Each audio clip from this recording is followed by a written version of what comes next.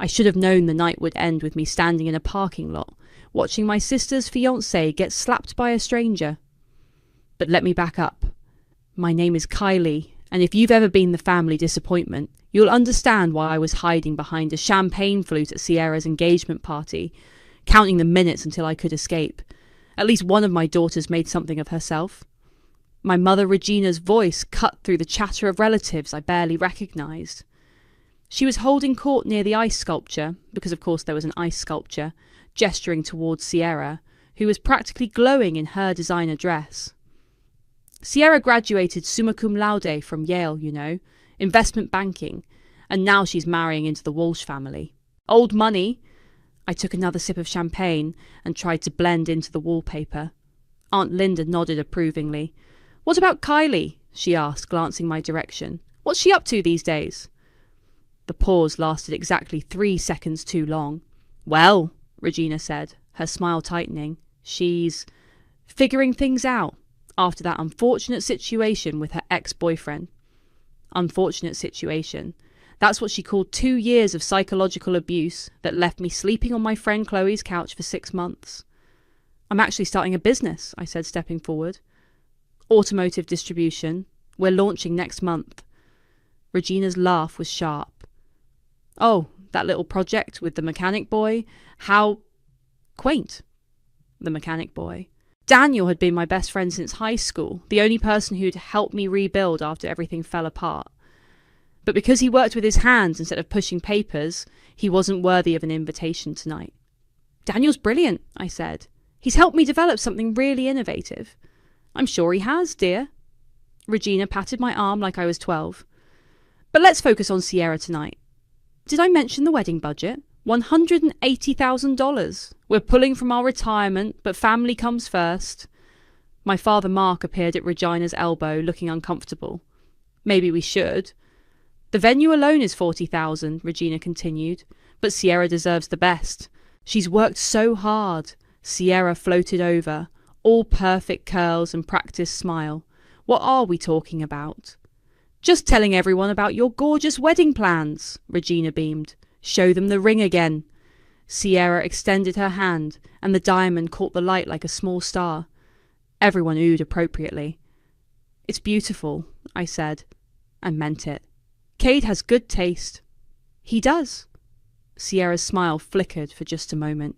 He's wonderful. Really."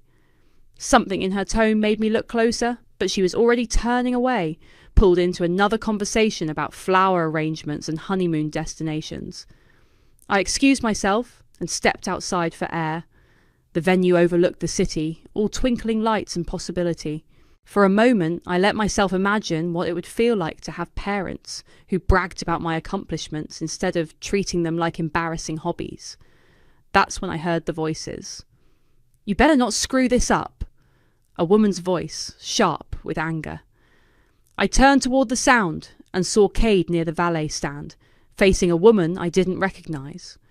She was maybe 30, dark hair, wearing a black dress that looked expensive.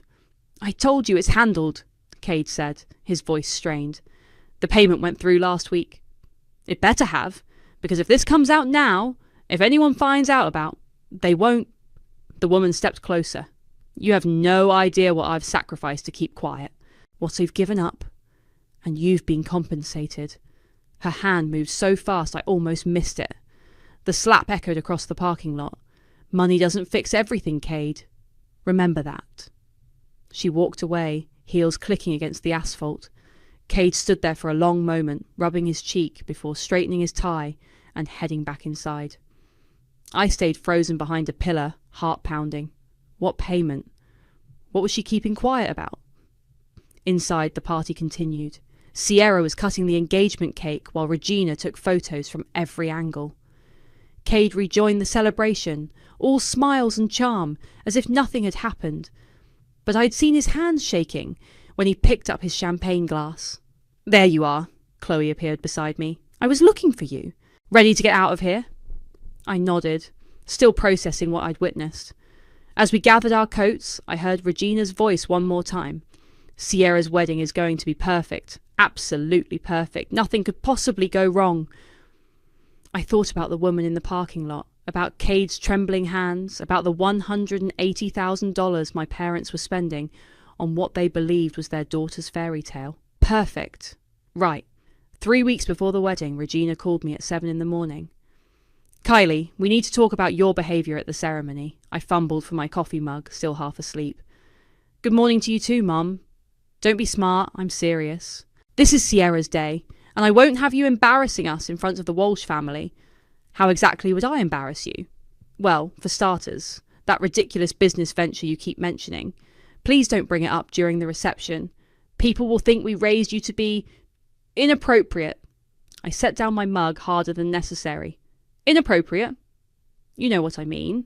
And another thing, your +1 situation. I assume you're coming alone. I was planning to bring Daniel.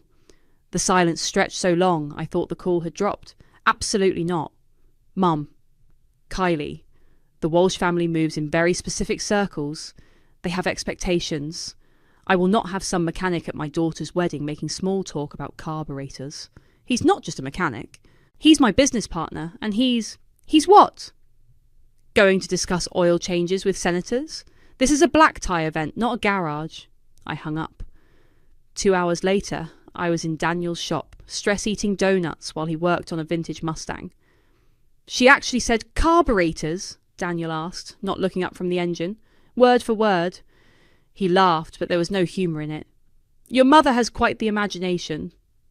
I'm sorry, I know you don't care about the wedding, but... Hey! He straightened, wiping his hands on a rag. I care because you care. And honestly, I'm more interested in our launch next week than some overpriced party. Our launch, Apex Flux Automotive Solutions, was finally ready to go live. We'd spent months developing a distribution network that connected small auto shops with wholesale parts suppliers, cutting out the middleman markup that was killing independent mechanics. The Morrison Group confirmed their pilot program, I said. 50 locations across 3 states. Daniel grinned. Not bad for a couple of inappropriate garage dwellers. There's something else. I pulled out my phone, showing him the contract details. If this works, if we can prove the concept, they want to expand nationwide. Kylie? His voice went quiet. Do you realise what this means? I did. It meant everything I'd worked for since leaving my ex was finally coming together.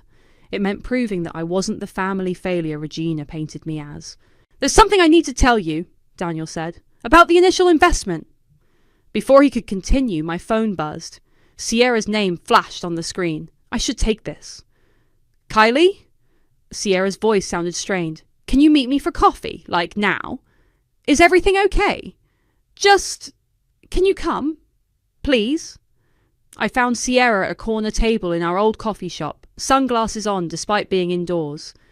When she pulled them off, her eyes were red. What happened? Nothing. Everything's fine. The wedding's fine. She stirred her latte obsessively. I just wanted to see you. We haven't talked much since the engagement party. You've been busy? Wedding planning and all. Right. Yes. So busy. She took a shaky sip. How's your little business thing going? It's going well. We launch next week. That's great. Really great. You always were the smart one. I stared at her. Sierra had never called me the smart one. Ever. Are you sure you're okay? Of course I'm okay. Why wouldn't I be okay? Her voice pitched higher. I'm marrying the man of my dreams in 3 weeks. Everything is perfect. Her phone buzzed. She glanced at it and went pale. I have to go. Sierra, I'm fine. Really. Just pre-wedding nerves. She stood abruptly, knocking over her chair. You understand, right? All that stress? She was gone before I could answer. That night, I couldn't sleep. Something about Sierra's behaviour nagged at me. I found myself scrolling through her social media, looking for clues. Her recent posts were all wedding-related. Dress fittings, venue photos, countdown posts. But if I looked closer, there were gaps. A cancelled girls' trip to Napa. A spa weekend that got mysteriously rescheduled. Comments from friends asking if she was okay. That went unanswered. My phone rang. Daniel. Sorry to call so late. I wanted to finish what I was saying earlier, about the investment. What about it? The money didn't come from my savings. I sat up. What do you mean? My family, they're not just mechanics, Kylie. My dad owns Wright Automotive Group, 12 locations, wholesale distribution, the works. He's been quietly backing Apex Flux from the beginning. I felt the room spin. You're telling me this now? I wanted you to succeed on your own merit, and you have. But if Morrison Group expands our contract, we're looking at serious money, like life-changing money. Life-changing money. While my parents drain their retirement for Sierra's perfect wedding?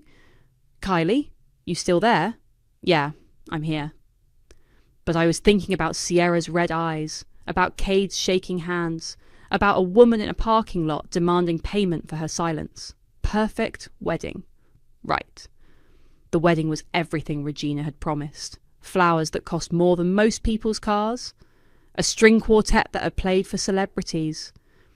Sierra looked like a princess in her custom gown, and Cade's hands still shook when he signed the marriage certificate. I watched from the third row as they exchanged vows, Sierra's voice trembling with what everyone assumed was emotion. But I caught the way her eyes darted to the back of the church, how she gripped her bouquet like a lifeline. During the reception, I spotted the woman from the parking lot. She was dressed differently, elegant black cocktail dress, hair swept up, but I recognised her immediately. She sat alone at a table near the back, nursing a glass of wine and watching the happy couple with an expression I couldn't read. She left right after the cake cutting. 3 months passed. Apex Flux exploded beyond our wildest projections.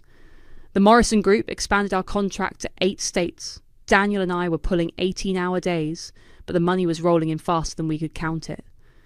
Meanwhile, Sierra posted honeymoon photos from Italy, then France, then some private island I couldn't pronounce.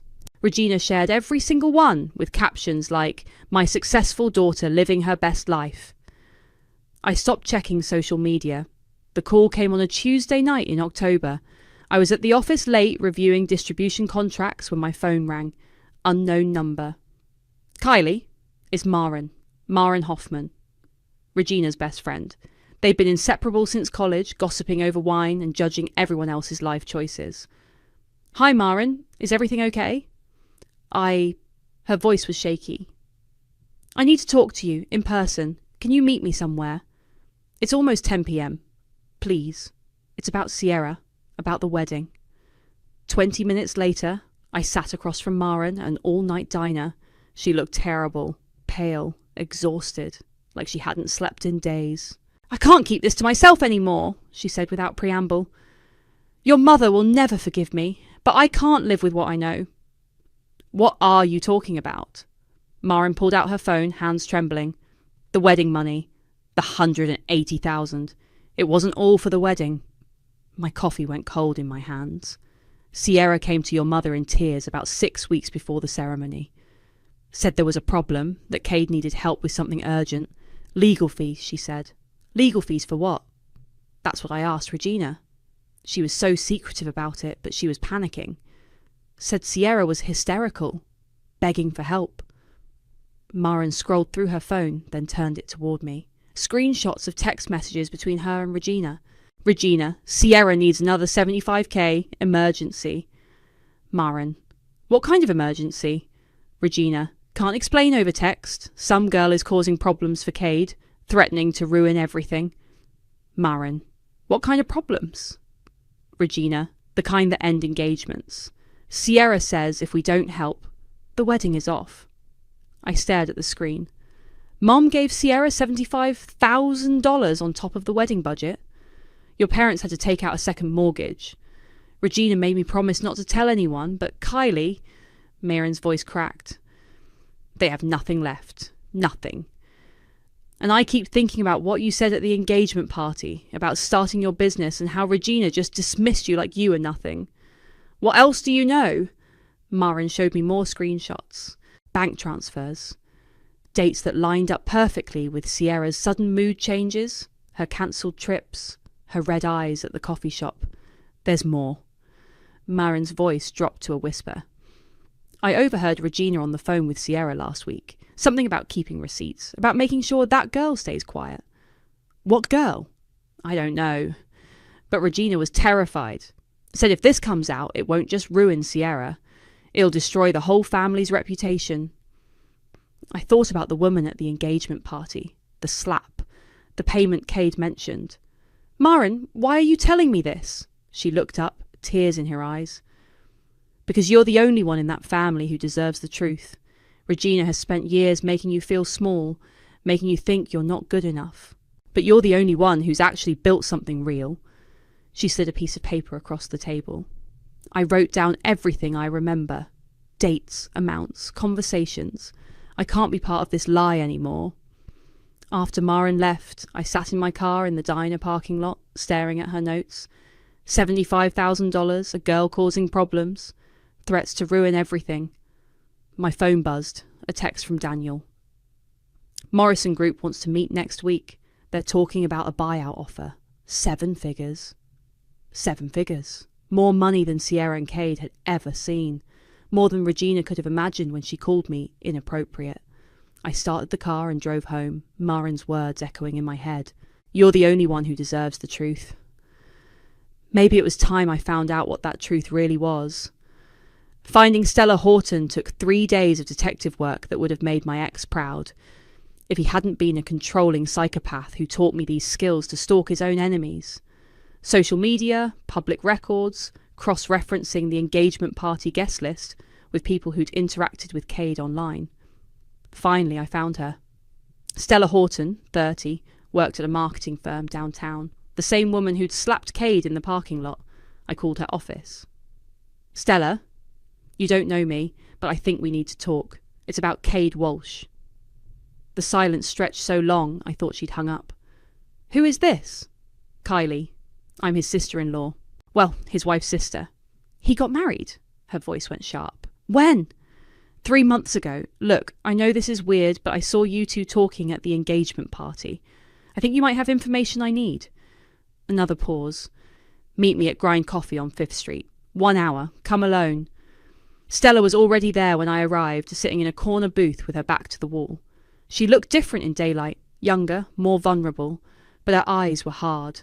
You're Sierra's sister. I am. You look nothing like her. I get that a lot. I sat down across from her. What's your connection to Cade? She laughed bitterly. Connection? That's a nice way to put it. She pulled out her phone, scrolling through old messages. We dated for 6 months, 2 years ago, before he met your sister. Dated? More than dated. I thought we were serious. Then I found out I was pregnant. My coffee cup froze halfway to my lips.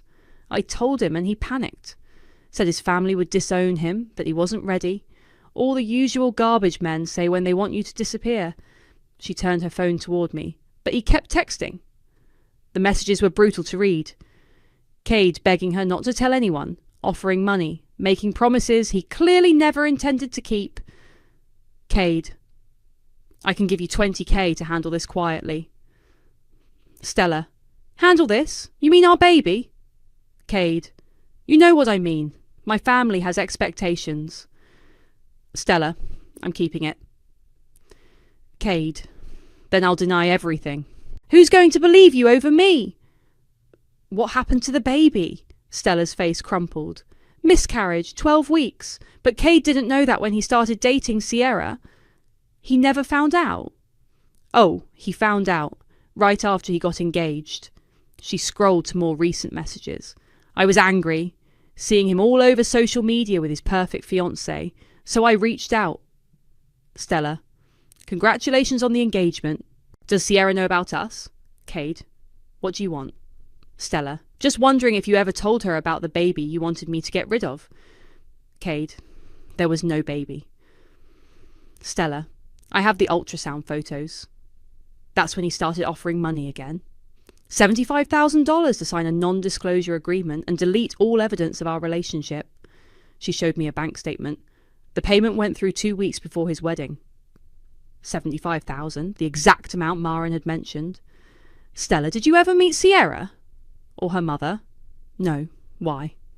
The money didn't come from Cade. It came from Sierra's parents. They drained their retirement account thinking they were saving their daughter's marriage. Stella went pale.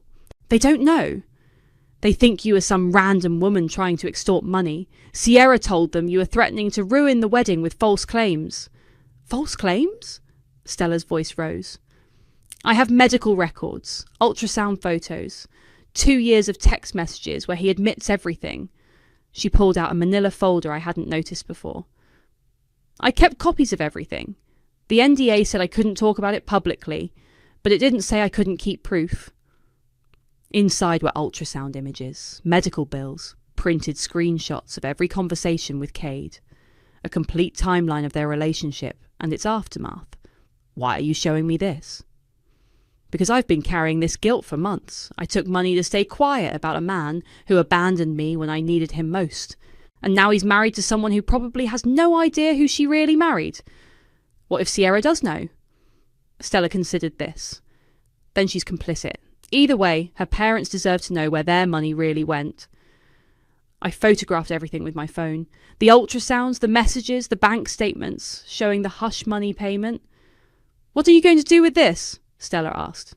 I'm not sure yet. Well, when you figure it out, let me know.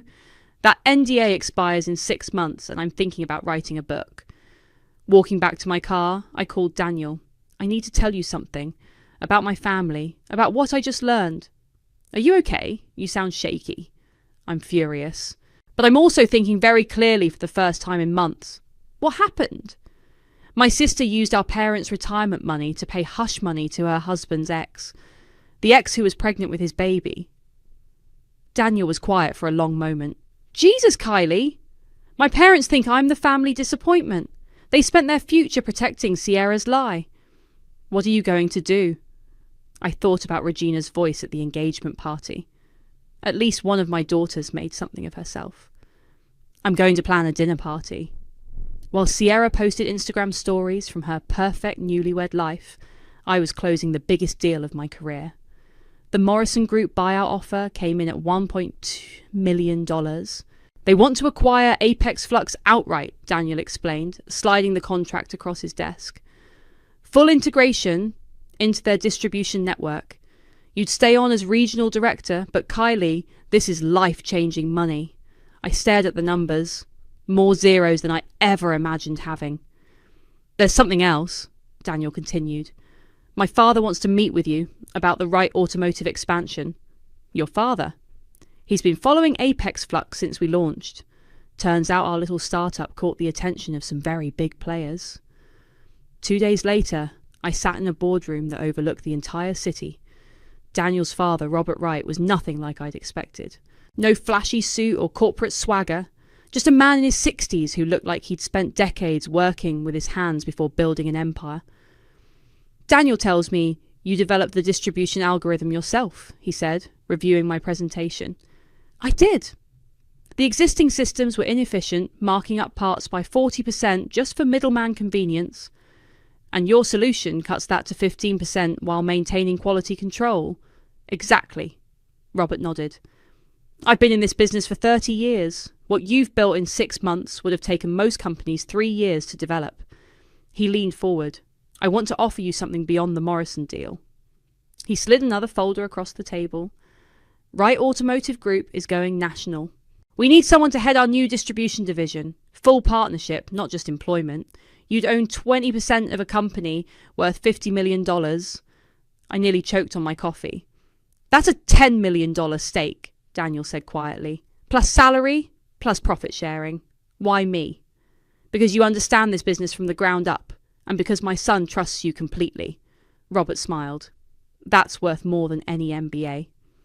Walking out of that meeting, I felt like I was floating.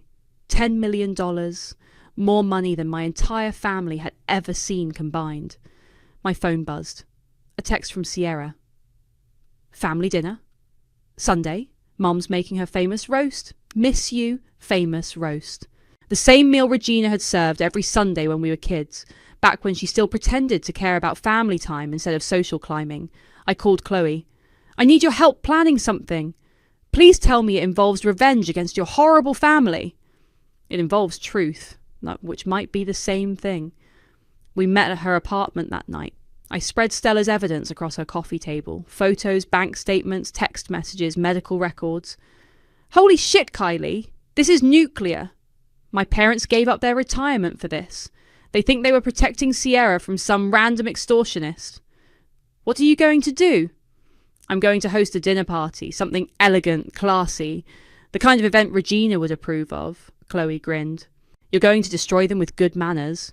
I'm going to give them exactly what they always wanted, a daughter they can be proud of, right before I show them who they really raised. The next morning, I called a high-end catering company. I need a private dining room for 8 people, somewhere elegant but intimate. Money is no object. The Meridian Club has a beautiful private room overlooking the harbour. Perfect. This Saturday evening, 7 o'clock. Then I started making calls. Mum, it's Kylie. I'd like to host a family dinner. I have some big news to share. Regina's voice perked up immediately. News? What kind of news? The kind that's better shared in person. Can you and Dad make it Saturday? I'm thinking the whole family. Well, I suppose we could arrange something. Where were you thinking? The Meridian Club. I've reserved their private dining room. Silence. The Meridian Club was old money, the kind of place Regina had always dreamed of being invited to. The Meridian Club? Kylie, that's very expensive. Don't worry about the cost. This is my treat. Your treat? Honey, are you sure you can afford? I'm sure, Mom. Can you call Sierra and Cade? Make sure they're free. Of course. Oh, this is wonderful. I'm so proud of you for finally... She caught herself. I mean, this sounds lovely, dear. After I hung up, I called Daniel. Saturday night. Are you ready to meet my family? Are you sure about this? I've never been more sure of anything in my life. What exactly are you planning? I looked at the contract on my desk. The right automotive partnership that would make me worth more than Sierra and Cade combined. I'm planning to give them the daughter they always wanted. Successful, wealthy, socially acceptable.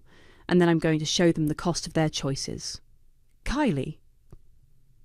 They taught me that family is about appearances, that love is conditional on success, that respect has to be earned through their approval. I picked up Stella's folder. Time to see how much they really believed that. Saturday couldn't come fast enough. The Meridian Club's private dining room was everything I'd hoped for. Crystal chandeliers, mahogany panelling, floor-to-ceiling windows overlooking the harbour, the kind of place Regina had always imagined herself belonging. I arrived early, wearing a custom-tailored navy suit with subtle gold embroidery. The Apex Flux logo worked into the design so perfectly most people wouldn't notice. The black leather portfolio sat beside my place setting like a loaded weapon. Regina and Mark arrived first, both overdressed and trying too hard to look comfortable. Kylie, darling, you look... Regina paused, taking in my outfit. Professional. Thank you. I kissed her cheek. You look lovely too. Mark hugged me awkwardly. This place is incredible. How did you get a reservation? Connections, I said simply. Sierra and Cade arrived 10 minutes later. Sierra wore a designer dress that probably cost more than most people's monthly rent. Cade looked nervous, his eyes darting around the room like he expected photographers to jump out. Wow, Kylie, Sierra said, settling into her chair. This is fancy. What's the occasion? I told you, big news. Daniel walked in right on time, and I watched my family's faces shift. He wore a perfectly fitted charcoal suit that probably cost more than Cade's, but Regina still saw the mechanic boy. Everyone, you remember Daniel? Of course, Regina said tightly. How nice. Daniel shook hands with everyone, completely unfazed by the cold reception. Thank you for including me, Mrs. Wilkins. This is a beautiful venue. Yes, well, Regina glanced at me. I'm still not sure how Kylie managed to secure it. The server brought champagne, Dom Perignon, because why not? And everyone settled in. The small talk was excruciating. Regina kept dropping hints about the cost. Mark looked increasingly uncomfortable, and Sierra seemed distracted, checking her phone every few minutes. So, Regina said after the appetizers arrived, what's this big news, dear? Did you finally get a real job? I smiled. Actually, I got a real company. I pulled out the first document from my portfolio, the Morrison Group contract. Apex Flux was acquired last week for $1.2 million. The silence was deafening. Million? Mark's voice cracked. Did you say million? I did, but that's not the big news. I pulled out the Wright Automotive Partnership agreement. Daniel's family has offered me a full partnership in Wright Automotive Group. 20% ownership of a $50 million company. Regina's champagne glass slipped from her fingers, shattering against her plate. 50 million? Sierra's voice was barely a whisper.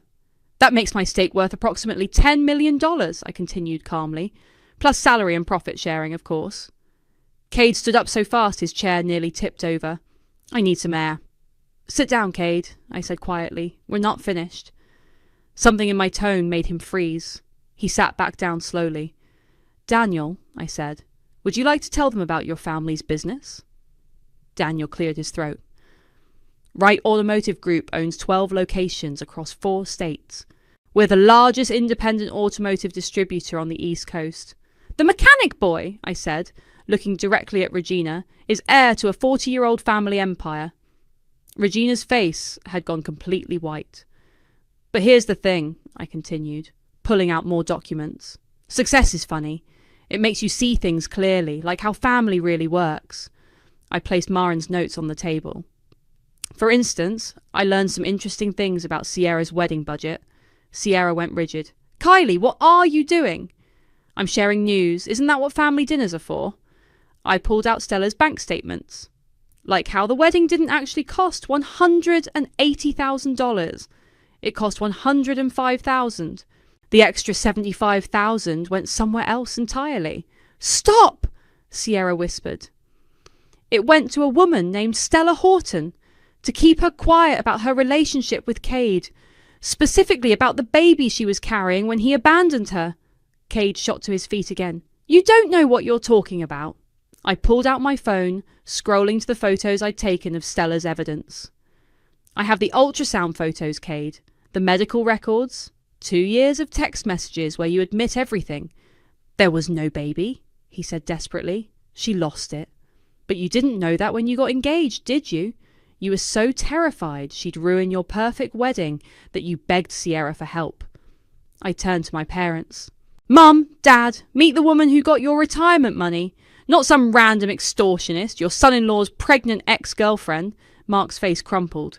Sierra? It's not what it sounds like, Sierra said frantically. Cade made a mistake, but what? I pulled out the final document, Stella's signed statement.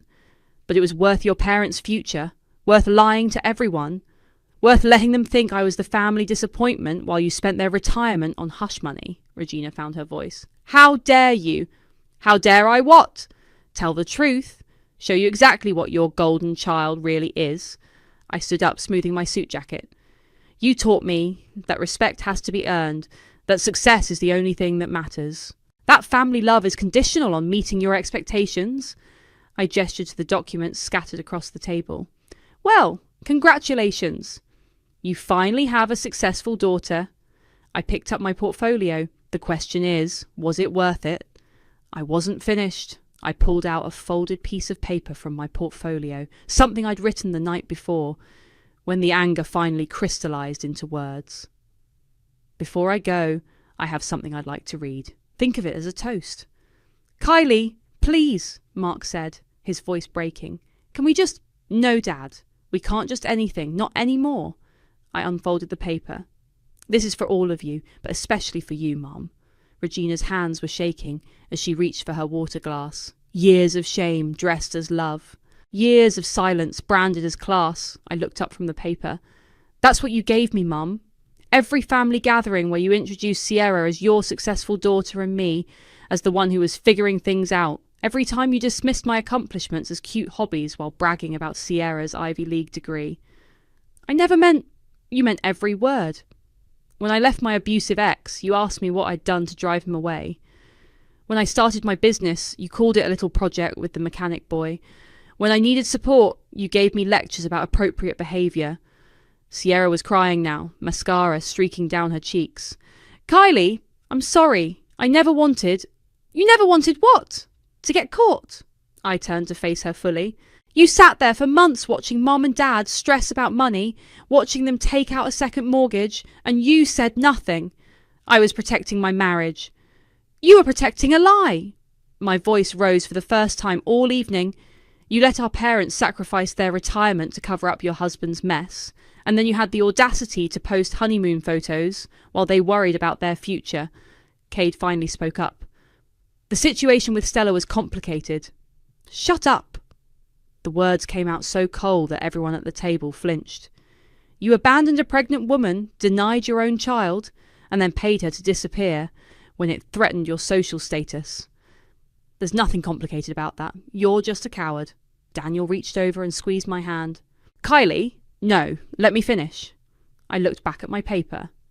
You taught me that family is about appearances, that love comes with conditions, that I had to earn my place at this table through your approval.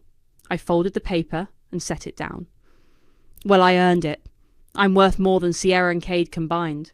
I own part of a company that employs 300 people. I've built something real, something that matters.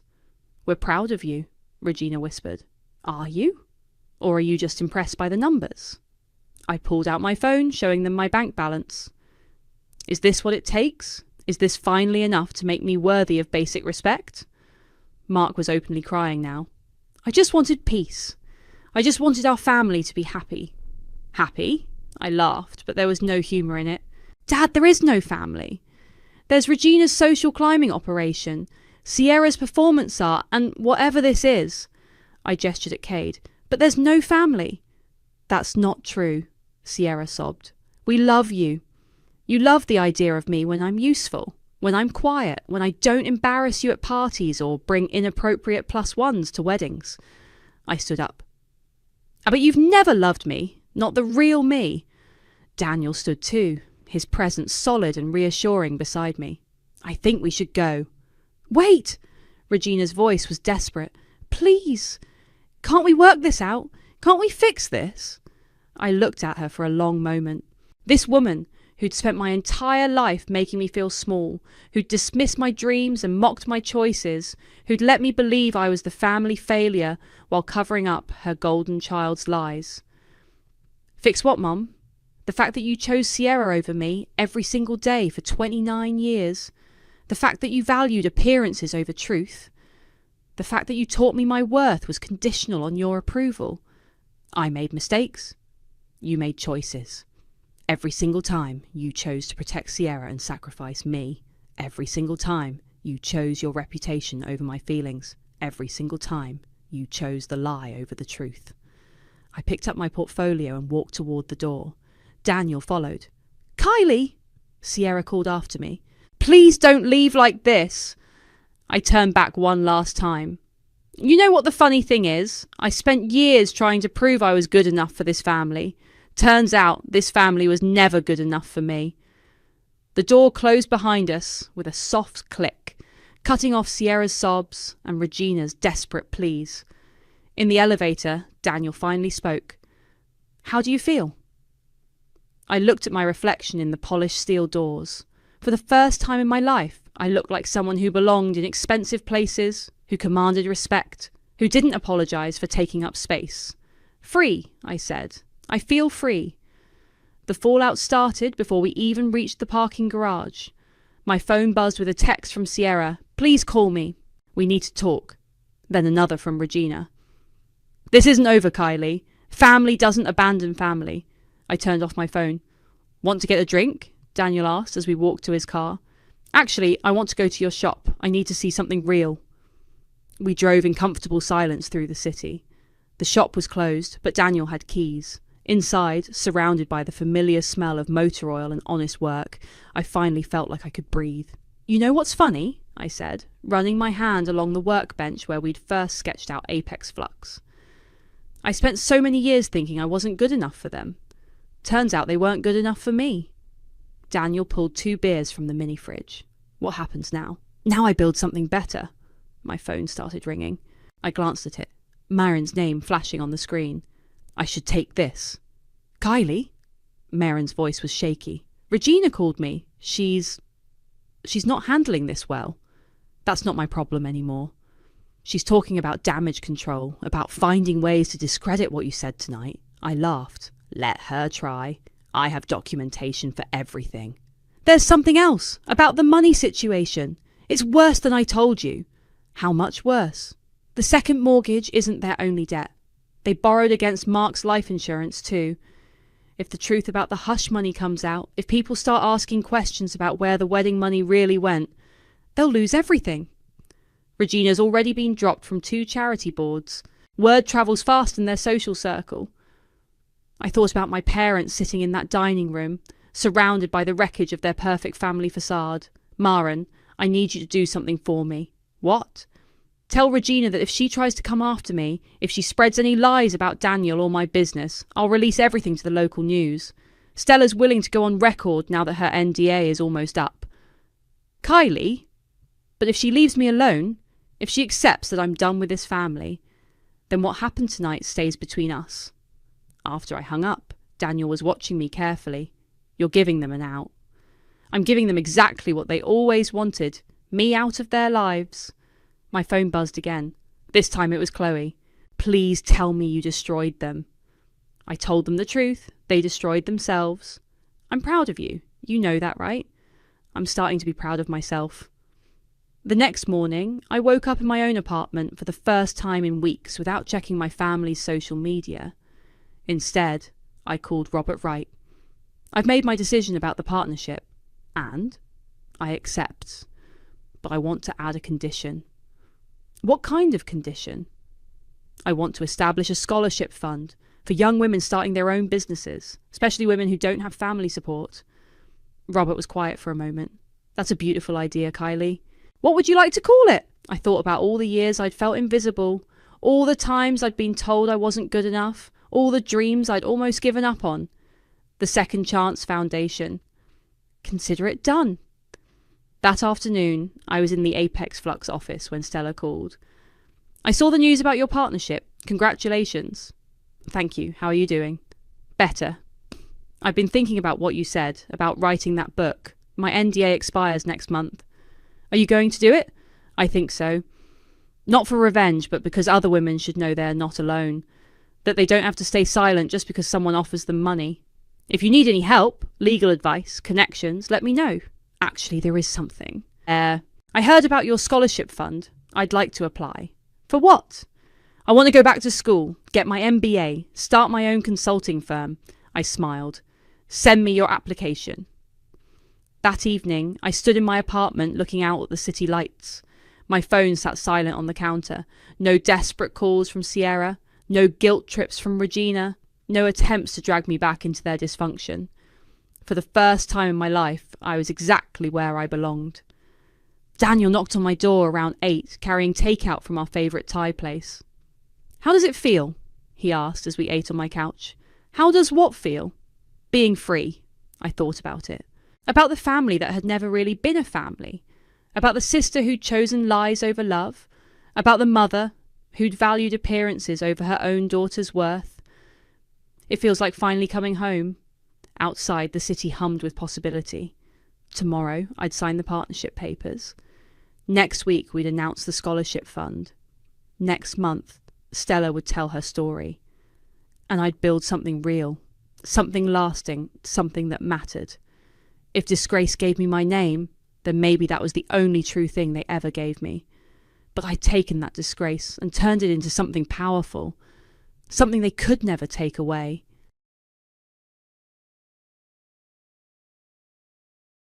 My name is Juliet Dane. I'm 30 years old, a colonel in the United States Army, and tomorrow I'll be sitting across from my father and brother in a high-stakes defense contract meeting. Only they have no idea I'm the Pentagon liaison with final approval authority. 5 years ago, I left this house without looking back. I'd grown tired of being the disappointment, the daughter who threw away her future by choosing military service over business school. My father once told me the Army was for people without real options. That was the last meaningful conversation we had. Tonight, I'm back home for family dinner. My mother will talk about Logan's promotion.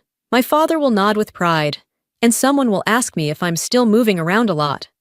I won't argue. I won't correct them. Because tomorrow, when their boss calls me Colonel Dane in front of a room full of executives, the silence will speak for itself. Let them have tonight. Tomorrow, everything changes. The driveway was narrower than I remembered. My old car used to fit here with room to spare, but now my rented black SUV seemed too sharp, too out of place beside my mother's aging minivan. I turned off the engine and sat in silence, letting the hum of the heater fade. My palms were dry now. Military calm, they'd call it, but my stomach still churned like it used to before deployment. The porch light was on, casting a warm yellow glow over the chipped welcome mat and faded front door. Nothing had changed. Not the cracked steps, not the brown hedges in desperate need of trimming, and certainly not the feeling that waited for me inside. That particular blend of being unseen and hyperanalyzed all at once. I rang the doorbell out of habit. "Juliet?" my mother called from the kitchen. She didn't come to the door. "It's open!" Of course it was. I pushed it open and stepped inside. Same floral scent. Same wall of framed photos, my brother's graduation, his wedding, his 2 boys. No pictures of me in uniform, not even the commissioning portrait I sent 5 years ago. "Dinner's almost ready," my mother said without looking up as I stepped into the kitchen. "Logan and Meryl are on their way. Logan just got another promotion. You'll never believe it." I smiled politely. "That's great, Mom.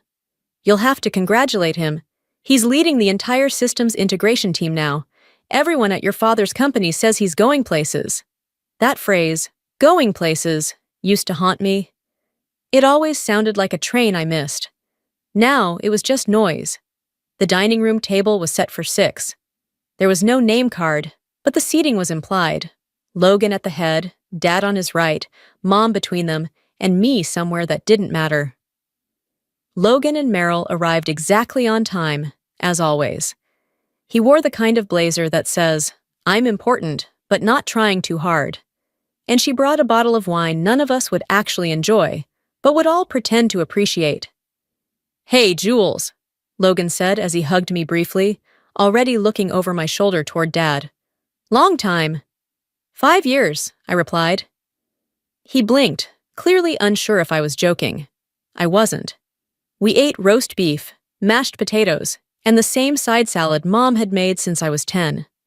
Logan held court effortlessly, detailing corporate restructures, performance bonuses, and what his team was doing for the military arm of the company. My father looked like he might cry from pride. "And you?"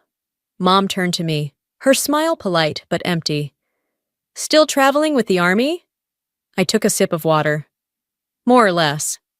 "Still a captain?" Dad asked, eyes not leaving his fork. "Something like that." "Must be tough, being in the field all the time," Logan added. "I mean, no long-term strategy, right? Just following orders?" I didn't answer. I didn't need to. My uniform was still folded carefully in the back of my suitcase upstairs. The silver eagle insignia catching light through fabric. Tomorrow, they'd learn just how much strategy I was responsible for. For now, I let them talk. It would be the last time they spoke over me. I spent most of the evening in my old room, seated on the edge of a twin bed covered in the same patchwork quilt my grandmother had sewn when I was 12. The walls were still lined with relics from a version of me they had once believed in. Basketball trophies, honor roll certificates, college acceptance letters, every accomplishment prior to the moment I joined ROTC. After that, I became a cautionary tale in this house. There were no framed articles about my cybersecurity awards, no photos from my deployments, no certificates marking my promotions to major, then lieutenant colonel.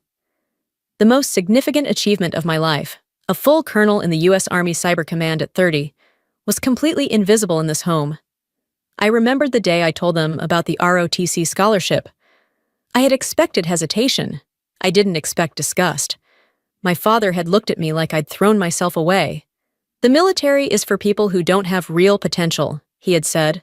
"You were always meant for more." He'd meant his version of more, of course. An MBA, a corner office, and, ideally, a position under his wing at Westbridge Technologies, the same defense firm he'd given his life to. It was always supposed to be Logan, and when Logan stepped into that mold effortlessly, the family narrative was complete. I wasn't the daughter who chose a different path. I was the daughter who wasted hers. Downstairs, I heard the echo of laughter. Dad's deep chuckle, Mom's soft sighs, Logan's booming confidence. The sound of a tribe gathered around a chosen successor. I'd grown used to it, but the irony was almost poetic now.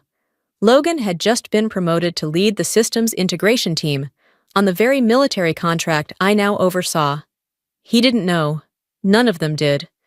Tomorrow at 0900, I would walk into Westbridge Technologies in full uniform, brief the executive board as Pentagon liaison for Project Sentinel, and evaluate the same technical strategy Logan bragged about at dinner. Back in my room, I opened my suitcase and pulled out the uniform. Midnight blue, pressed to perfection. My ribbons and medals aligned precisely.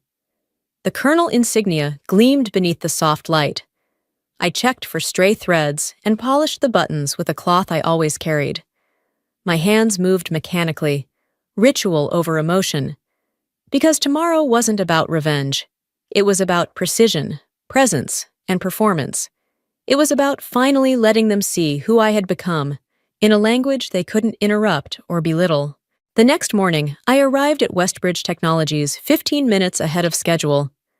The parking lot was already filling with staff in business attire, rushing through security checks with lanyards and briefcases. I pulled into the reserved spot marked Military Liaison DoD Authorized, stepped out in full uniform, and adjusted my collar. Heads turned as I walked past the front checkpoint. Some stared, some stood up straighter, but no one questioned why I was there. "Good morning, Colonel," the guard at the entrance said, scanning my badge. His tone was sharp, respectful, the kind of greeting I'd never heard in my father's home. Inside, I bypassed the reception desk and took the elevator to the executive floor. I had memorized the floor plan weeks in advance. No surprises, no hesitation. When the doors opened, the first person I saw was Logan. He stood near the hallway window, flipping through a sleek presentation tablet. His posture was relaxed until he saw me step out. He blinked. "Juliet, why are you in... What? What is that?" I didn't stop. "Good morning, Mr. Dane. I'm here for the project review." Behind him, my father's voice echoed before he appeared. He was deep in conversation with two men in matching navy suits. Then he saw me and froze. "Juliet, what's going on? Why are you dressed like that?" he asked, eyes narrowing in confusion. He looked from me to the others in the hallway, gauging their reactions. It was dawning on him, too slowly, that something was off. Before I could answer, a tall woman with short white hair rounded the corner. Lorraine Hart, CEO of Westbridge Technologies, stopped mid-stride when she saw me. Then her expression broke into a smile. She walked directly toward me and extended a hand. "Colonel Dane, I didn't realize you'd be attending in person. A pleasure." I shook her hand. "I was in the area. I thought it would be useful to sit in on the briefing myself." "Absolutely. You'll elevate the room just by being here," Lorraine said with a chuckle. Then, turning to the group behind her, "Everyone, for those unaware, this is Colonel Juliet Dane, our Pentagon liaison for Project Sentinel. She has final approval authority for all military integrations on this project."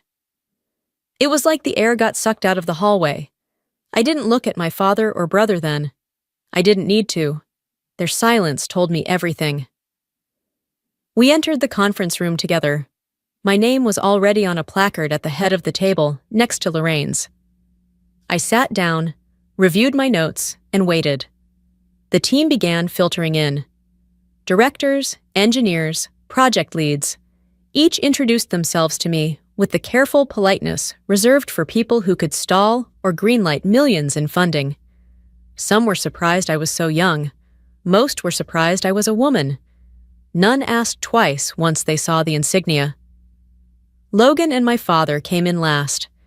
They took seats farther down the table, stiff and quiet. The meeting started promptly at 0900. Lorraine opened the session, then turned it over to me. "As we begin, I'd like to thank Colonel Dane for joining us in person. Her oversight has been invaluable, and her technical guidance has already refined key aspects of our cyber protocol design." I stood, briefed the room on current milestones, then outlined critical changes I expected implemented before the next round of funding. I made eye contact with every speaker. I asked questions. I requested documentation. And then it was Logan's turn. He stood slowly, clearly unsettled. As systems integration lead, I've been developing a new rollout strategy for Phase 2, he began, his voice faltering. I believe it aligns with our performance targets. I waited, arms crossed, letting him finish. Then I spoke. Mr. Dane, I said, neutral and professional, could you clarify how your proposed method accounts for the latency thresholds specified in our last Pentagon memo? He blinked. I can revisit that portion. You'll need to. Our benchmarks are non-negotiable. Please revise the protocol draft and submit it by close of business Thursday. He nodded quickly. Yes, ma'am. For a moment, the room was still. Then we moved on. I took control of the next discussion item as if nothing had happened. But everything had. The meeting ended just after noon. Lorraine wrapped up with a few remarks about transparency and collaboration, then turned to me. Colonel Dane will remain on site through tomorrow for follow-up assessments. Please extend full access and support. This project is critical to both national security and our future partnerships.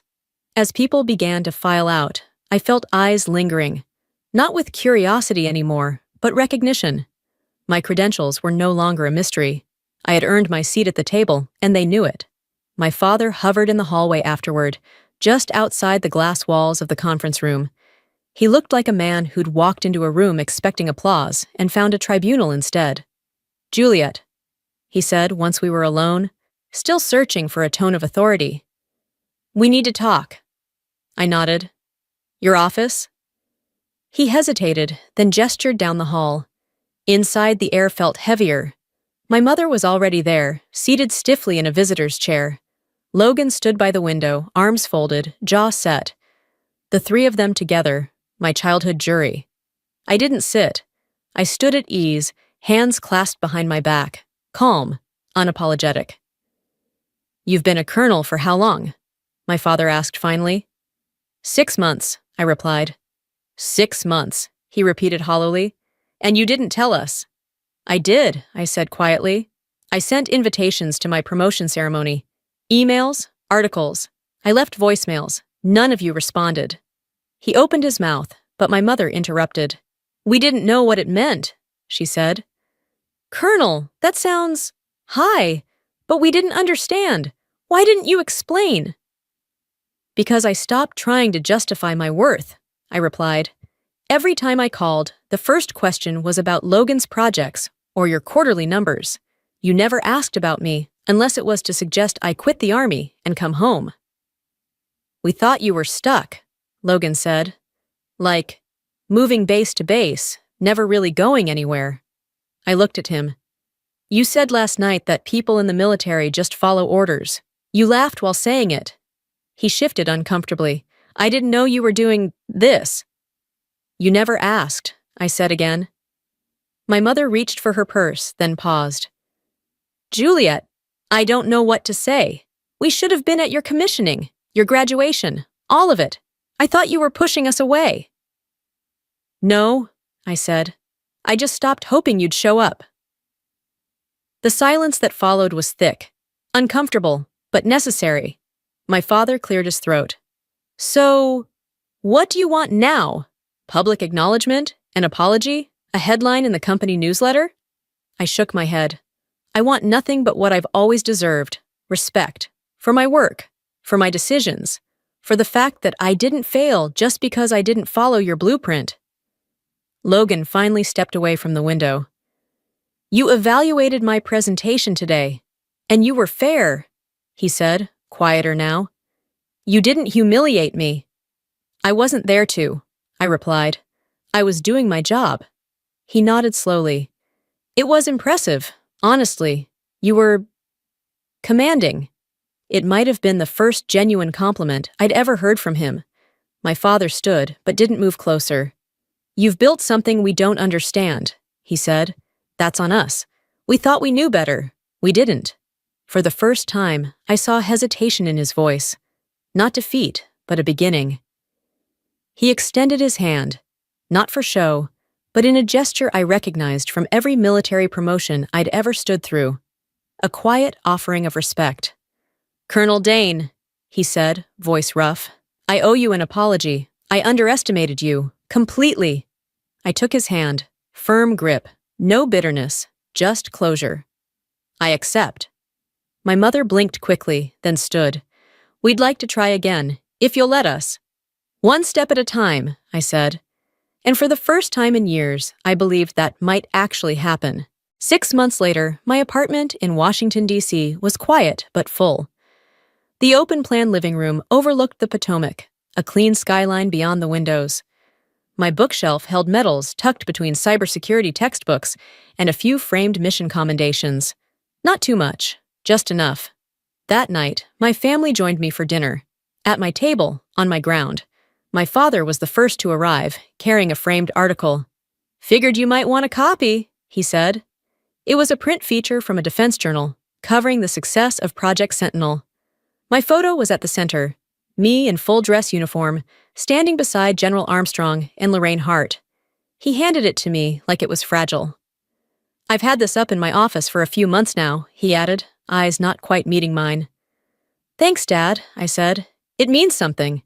My mother followed a few minutes later, holding a warm pie tin with both hands.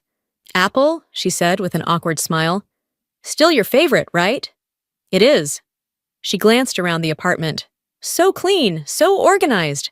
I don't know how you keep it like this.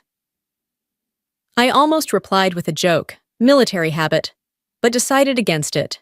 She was trying. It didn't need commentary. Logan and his wife came last, bringing an expensive bottle of wine and a strange kind of ease I didn't expect. After dinner, as the dishes clinked in the sink and conversation drifted toward quiet praise, Logan pulled me aside. I implemented the rollout structure you mentioned, he said. The team didn't love it at first, but it works. Better than what we had. Did you tell them where you got it? He grinned sheepishly. Eventually, after I let them believe I was a genius for about 5 minutes. I smirked. As long as it's working. He nodded. It is. And so are you. I mean, you've really got it together. I don't think I ever said that. No, you didn't? Well, I'm saying it now. Across the room, I saw my father examining the medals on the shelf. His eyes paused over one in particular. The cyber defense citation for counteracting a foreign breach that had almost crippled 2 federal networks. I read about that one, he said quietly. Didn't realize at the time. You were leading it. I was, I answered. He didn't add more. He just nodded. It wasn't a parade. It wasn't a movie ending, but it was real. And that made it better. Later that evening, over coffee and my mother's pie, my father raised his glass in a quiet toast. To Colonel Juliet Dane, he said, who proved that your worth isn't found in following someone else's path, but in walking your own.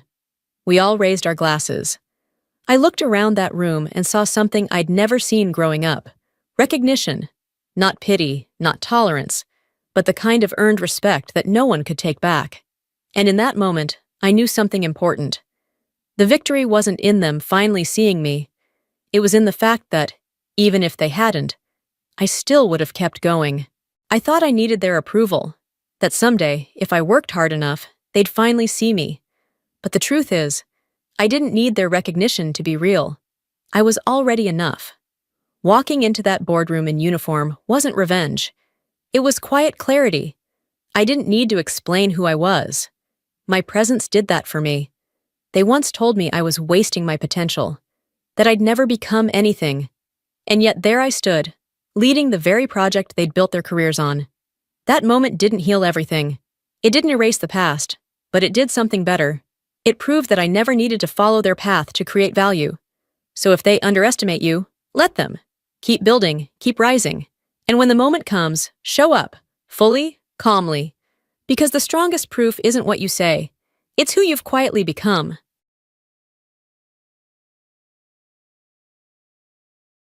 My name is Lucian Trent, and at my sister's wedding, her father-in-law looked straight past me like I didn't even exist. He brushed by without a nod, without a glance. Just that air of quiet dismissal that men like him have spent a lifetime perfecting. I stood there in a tailored suit, drink in hand, knowing something he didn't. See, Roland Rowe, The man so proud of his last name, he probably signs it in gold ink. Had spent the last 6 months trying to buy out a tech company he didn't realize I co-founded. A company his own business relied on. A company I built from nothing while raising my sister from the ashes of our old life. But Roland only saw what he wanted to see. A nameless, titleless nobody. He saw the surface. That's what men like him do. And frankly, I was fine with that. Because in a few minutes, after I got called up for an impromptu speech, I would introduce myself. And when I did, everything about the way he looked at me would change. His posture, his expression, his grip on the wine glass. Some people don't like surprises. Roland? He turned pale. And I just smiled. They say the hardest part of loss is the silence that follows. That's true, but no one tells you about the noise that comes before it. The ring of a phone at an hour it should never ring. The static in your ears when someone says the words you swore you'd never hear. For me, it was the sound of my college advisor saying, "Lucian, there's been an accident." My father was gone. Just like that. One moment, he was planning a trip to visit me and my younger sister, Isolde. The next, I was driving back to a hometown that already felt foreign without him in it. I was 22 and exhausted from finals. Isolde was 17, 1 week shy of her high school graduation. We had no mother in the picture. She'd left years ago to reinvent herself with a new family. So it was just us. 2 orphans, 1 car, and a future that had just crumbled overnight. The funeral was a blur. What came after was brutal clarity. Debt. So much debt. My father had been self-employed, and somewhere along the way, things must have spiraled. Loans, missed payments, business liens. He must have been trying to protect us from it, shielding us until the very end. But once the obituary printed, the creditors came knocking, hard. They took everything. The house, the car, his workshop. All we had left was the small suitcase of clothes I'd packed for spring break. My scholarship covered tuition. But rent? Groceries? Isolde's tuition? We were on our own. That night, after the last relative left and the door clicked shut, I remember sitting on the floor with Isolde. She was crying, knees tucked under her hoodie, and I realized, no one else is coming. I was the only adult left in her world, so I made a decision. I would finish school, get a job, any job, and keep us above water. I took on work in the campus cafe, picked up evening shifts as a courier, and slept maybe 4 hours a night. There were days when I went to class still sweating from hauling boxes up 4 flights of stairs. But every dollar I earned stretched across 2 mouths, 2 lives. I lost my girlfriend somewhere along the way. She was kind, but she needed more than voicemail apologies and forgotten date nights. I let her go, not because I didn't care, but because I didn't have enough of myself left to give. People talk about building character like it's some polished process. Mine was forged in overdraft fees and bus transfers. It was built when I looked at my little sister and knew she still deserved a future, even if I had to burn mine to light the path. After graduation, I didn't celebrate. There was no cap toss, no party photos, just a quiet sigh and a job offer at a mid-sized firm doing back-end operations.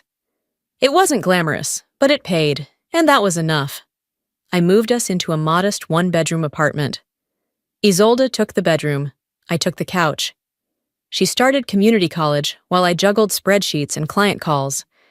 Every night, I cooked us dinner, even if dinner was just rice and eggs, and on weekends, I caught up on sleep in broken shifts. But even in that grind, I kept one eye on the future.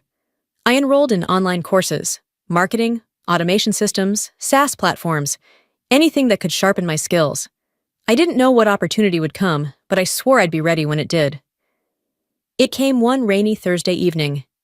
I got a message from Felix Marin, an old classmate who remembered my business instincts.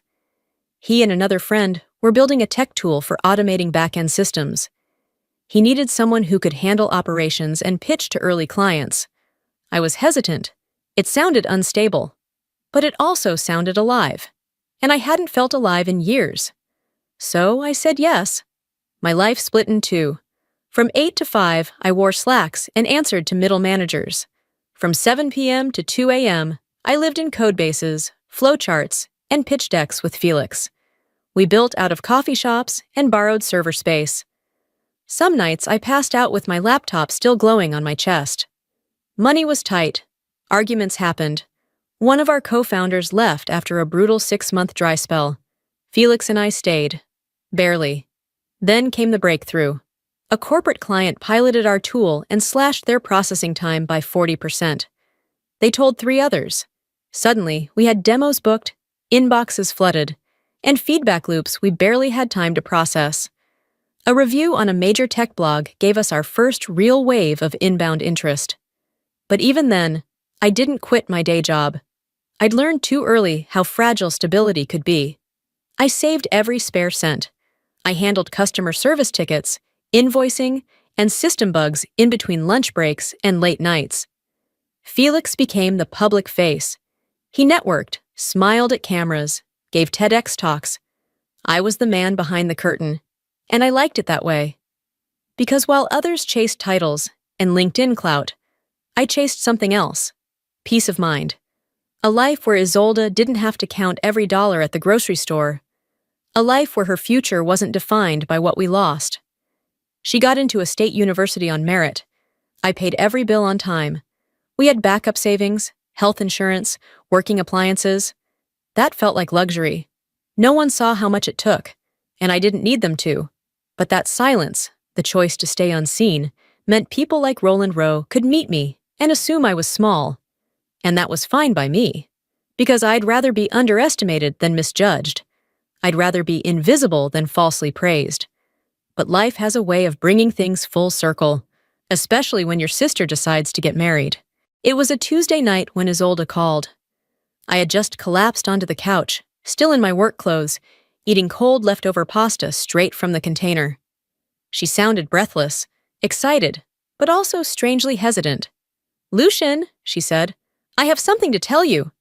I assumed it was about school, maybe a project or an internship. I didn't expect her next words. "I'm getting married." My fork paused in midair. "You're what?" "To Damien," she said quickly, like ripping off a bandage. "We've been seeing each other seriously for a while now, but I didn't tell you because I didn't know how." I blinked. I'd met a Damien once, in passing, but I'd never heard her mention anything serious. "Isolde, married? That's huge. Are you okay?" She laughed nervously. "I'm more than okay. I'm happy. I just needed to tell you before things moved further. He wants to meet you." That caught my attention. Anyone who wanted to marry my sister had better want to meet me. I was her brother, yes, but more than that, I was the one who stayed. I'd played every role in her life that mattered: parent, tutor, emergency contact, friend. If someone wanted to step in now, I needed to look him in the eye and measure the shape of his soul. We arranged to meet that Friday. Just a casual dinner, nothing formal. I offered to cook. I still remember opening the door and seeing Damien standing there, flowers in one hand, a bottle of wine in the other, and a grin that tried a little too hard. Something about him felt familiar. We exchanged pleasantries, sat down, and talked. He was polite, well-spoken, clearly adored my sister, but there was something in his last name that tugged at me. "Rowe," I said aloud, turning it over in my head like a coin. "Any relation to Roland Rowe?" He paused for a fraction of a second too long. "He's my father." That's when it clicked. Roland Rowe was one of our biggest enterprise clients. Not just that, he'd been actively trying to acquire our platform for months. His emails always came laced with thinly veiled offers, the kind that suggested he thought he was doing us a favor by showing interest. He was a businessman through and through, sharp suits, sharper tone, and a reputation for crushing partnerships just to own the scraps. He was all over the industry blogs. He wasn't evil, just dismissive, transactional. And now, here I was, sitting across the table from his son. I kept my face neutral, my tone even. I didn't mention the company, didn't bring up business at all. This was about Isolde. If Damien was decent, I'd find a way to make peace with the rest. Later that night, Isolde pulled me aside in the kitchen. "You went quiet for a while there. Everything okay?" I nodded. "I'm just surprised. You really love him?" "I do," she said. "He's not like his father, Lucian. He's kind, steady, he listens." I studied her face. She wasn't pleading, she was glowing. And she never glowed easily. "Okay," I said at last. "Then I'm in your corner." Weeks passed. Wedding planning took over her life. I offered to help where I could, but kept my distance from the formalities, until the family meet and greet. It was held at an upscale country club, all white tablecloths and waitstaff in black vests. Isolde asked me to attend, and I said yes, more for her than for them. I met Roland face to face that day. The moment I walked into the room, his eyes found me. He took me in quickly, shoes, suit, posture, before looking away. When we were formally introduced, he offered a limp handshake and said, "Oh, you're just her brother. I assumed her father would be here." I stared at him. "Our father passed away, a long time ago." He gave the briefest nod of acknowledgement before moving on. Then came the inevitable question. "What is it that you do, again?" There it was, that investor instinct sniffing out pedigree. "I work corporate," I said. True, in a sense. He didn't hide his disinterest, didn't even try. And that was fine. I didn't come to impress him. But part of me, a small part I usually kept buried, whispered, "You'll regret that." I told Felix about the encounter later that night. He just laughed and said, "The universe has a weird sense of humor." The weeks flew by, and soon the wedding day arrived. Isolde looked radiant, the kind of beauty that didn't just come from the dress or the makeup. It came from knowing you were loved, and loving back without fear. She gripped my hand before walking down the aisle and whispered, "Thank you for everything." I just smiled. At the reception, I stayed out of the spotlight, chatting quietly with guests. Then I saw Roland approach with 2 other men. He walked past me, again. Didn't even pause. It was deliberate, calculated. And I felt nothing but quiet certainty. He still didn't know who I was. Not really. But he was about to find out. I wasn't planning to speak. There was no note in the program, no cue for a brother of the bride speech. I'd already played my role. Walked Isolde down the aisle, stood tall in family photos, raised my glass during toasts. That was enough. I didn't need the spotlight. But someone must have added my name to the speaker list. A member of the catering staff tapped me on the shoulder and said, "You're next. 2 minutes." I blinked. "Next for what?" She gestured toward the stage. "Speech, the mic's ready." I could have declined. Should have, maybe. But something in me, some mix of fatigue, pride, and memory, told me not to. This was my sister's wedding. The closest thing I had to a daughter was entering a new life. And the room still didn't know who I was. So I stood, buttoned my jacket, and walked to the front of the room. "Good evening," I began, my voice steady. "My name is Lucian Trent. I'm Isolde's brother." That caught their attention. I continued. But I wasn't just her brother growing up. After our father passed unexpectedly, I became her guardian. I was 22. She was 17. We had no other family. Our mother had long since moved on. The room shifted. Glasses were lowered. Forks paused. I was finishing college when it happened, and I couldn't afford to fall apart, not when she needed food, a roof, tuition. So I worked. Day shifts, night shifts, weekends. I slept less than I'd like to admit. I lost friends. I lost someone I loved. I glanced at Isolde. She was already crying. "But we made it," I said softly. "She made it because she's brilliant and brave and has a heart that forgave me for the moments I wasn't enough." A quiet rustle moved through the crowd. Even Roland, across the room, had turned to face me. "I also want to say this," I added, my voice lifting just a bit. "During those years, while trying to survive, I helped build a startup, a software platform. Some of you may even use it." That line landed harder than I expected. I saw heads tilt. A few guests exchanged glances. My co-founder, Felix, over there, joined me on a leap of faith. We started with borrowed code and busted laptops. Now we support some of the biggest firms in the country. I let that hang in the air. And while I didn't come here to talk business, I share it because it's part of the story. The same story that led me to this room, this day, this moment. I turned toward Isolde and Damien. "I'm proud of you, both of you. You've found something rare: trust, partnership, joy. And I'm honored to stand here and say, you're ready. With that, I stepped away from the mic, nodded at the applauding room, and made my way back to my table. But I didn't get far. Roland Rowe intercepted me like a shadow emerging from the wall.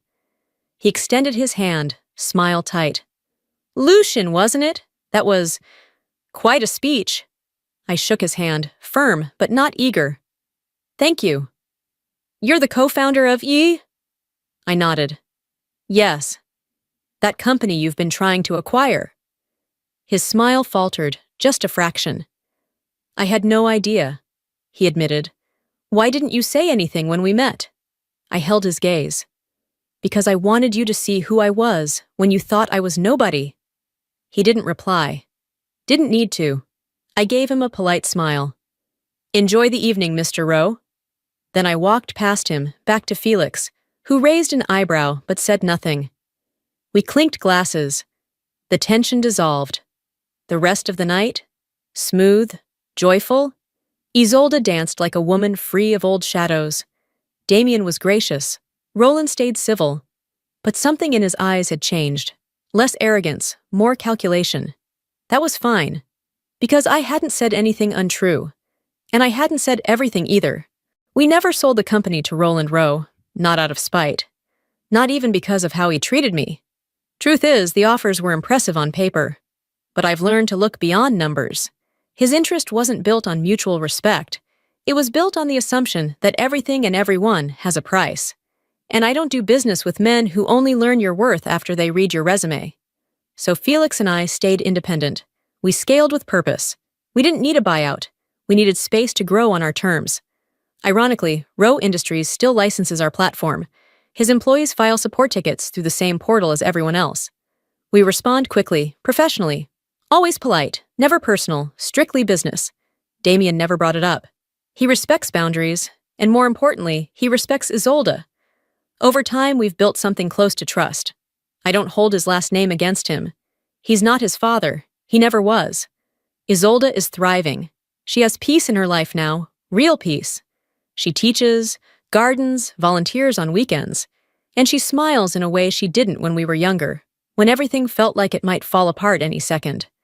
That smile is what I fought for. That's the return on my investment. Sometimes, people still assume I'm just the guy in the background. Quiet, unremarkable. And I let them think that, because I know the truth. The ones who dismiss you when you're silent are the same ones who will scramble to respect you once someone announces your title.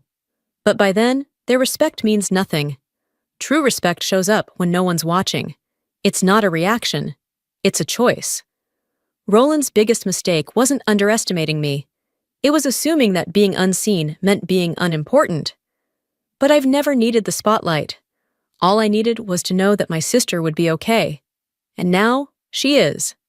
That's more than enough for me. If there's one thing this whole journey has taught me, it's this. You don't rise by being loud, by forcing people to see you. You rise by standing firm in who you are, quietly, steadily, and with dignity. When people finally notice, let it be on your terms, not theirs. Because at the end of the day, what matters most isn't who applauds you. It's who you protected while no one was watching.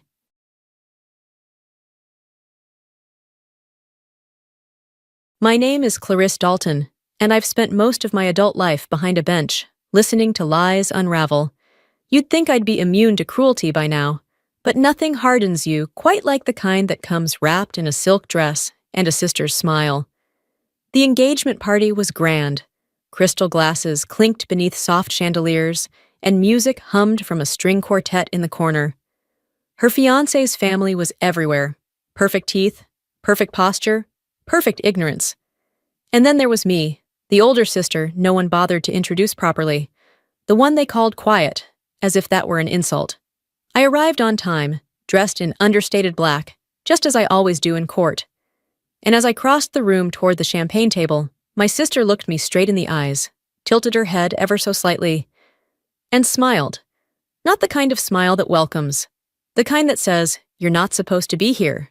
She leaned into her friends, whispered something behind her hand, and they all turned to glance at me, curious, amused, dismissive.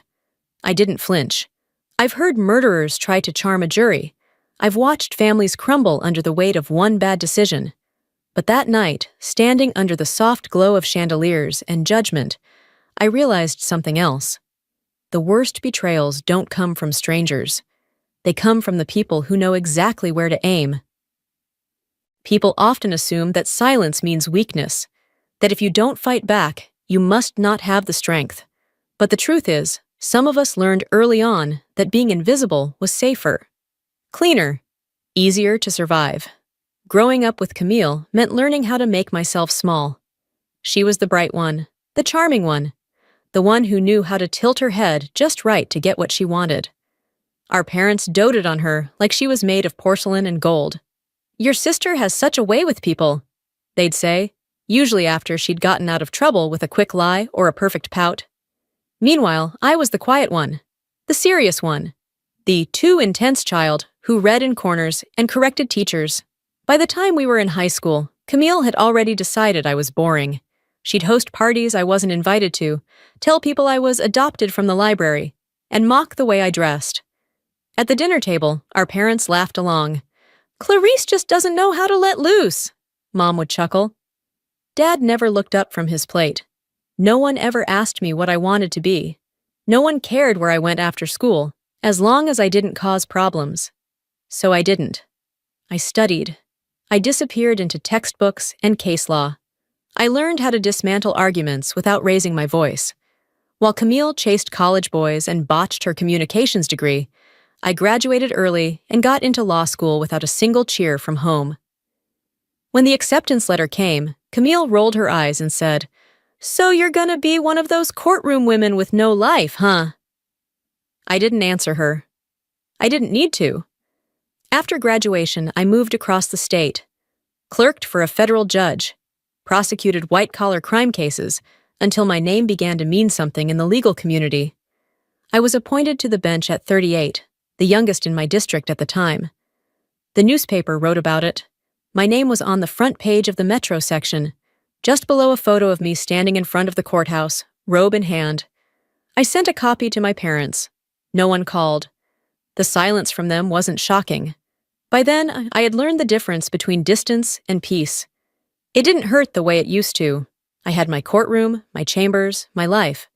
I wore my title like armor and used my voice to cut through the nonsense of liars and petty grievances. In court, people listened to me. In my family, I was still just the older sister. I only saw Camille a few times after that. Weddings, birthdays, the occasional holiday where Mom begged us to pretend we were still close. She'd show up in sequins and stilettos, always with a new story about how exhausting her social life was. I'd sit at the end of the table, watching her perform, wondering how someone could be so full of noise and still say nothing that mattered. We hadn't spoken in over a year when I got the invitation. It was a glossy white envelope with rose gold trim, scented, of course, with some cloying floral perfume.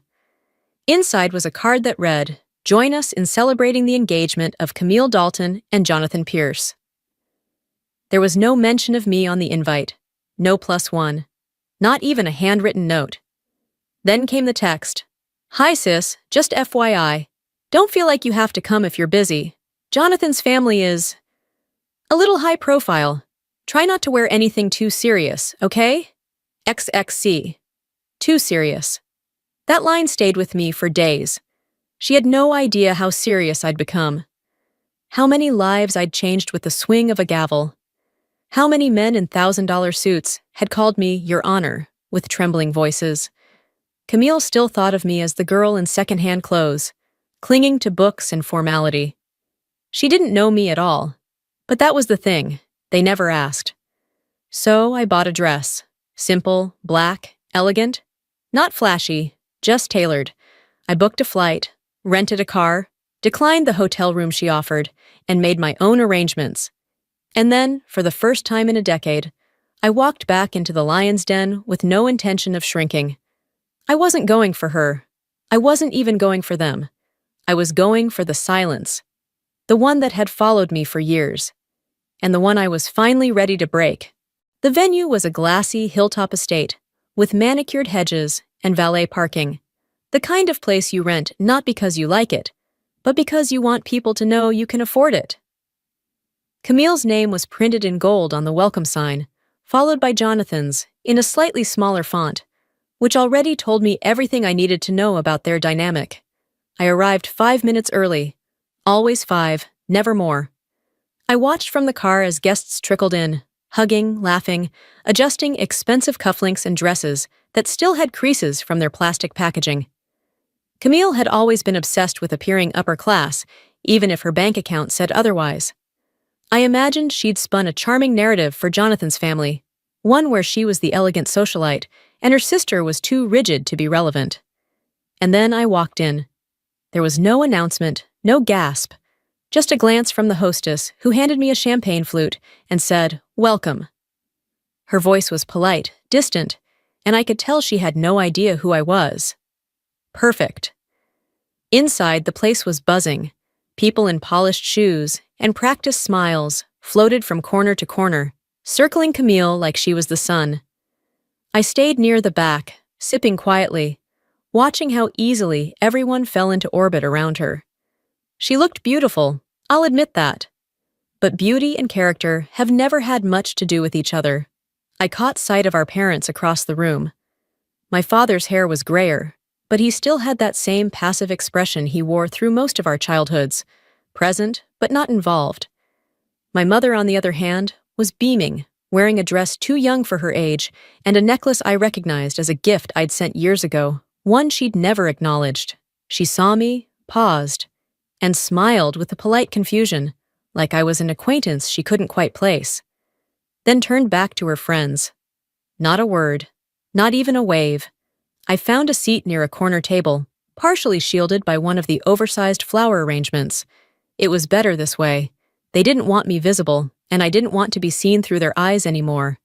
Then Camille found me. She was in full hostess mode, air kisses, soft hands, fake laughter. When her eyes landed on me, something behind them tightened. "Well, look who made it," she said, voice dripping with performative warmth. "I wasn't sure you'd come. Didn't think this kind of scene was really your thing." "It usually isn't," I replied, matching her smile with one of my own. "But I had the time." She gestured to my dress with a raised eyebrow. "Black, huh? Bold choice for an engagement party." I didn't bother explaining that black was what I wore when I wanted to be taken seriously. I knew better than to offer depth to people who came only to skim the surface. "I figured someone needed to ground the palate," I said instead. She blinked, clearly unsure if I was being sarcastic. Then she leaned in and lowered her voice. "Just try not to make things awkward, okay? Jonathan's family is, they're very big on appearances, and they ask a lot of questions." I held her gaze. "Then maybe they'll get real answers." That was enough to make her laugh, loudly, theatrically, before waving it off like I'd made a joke.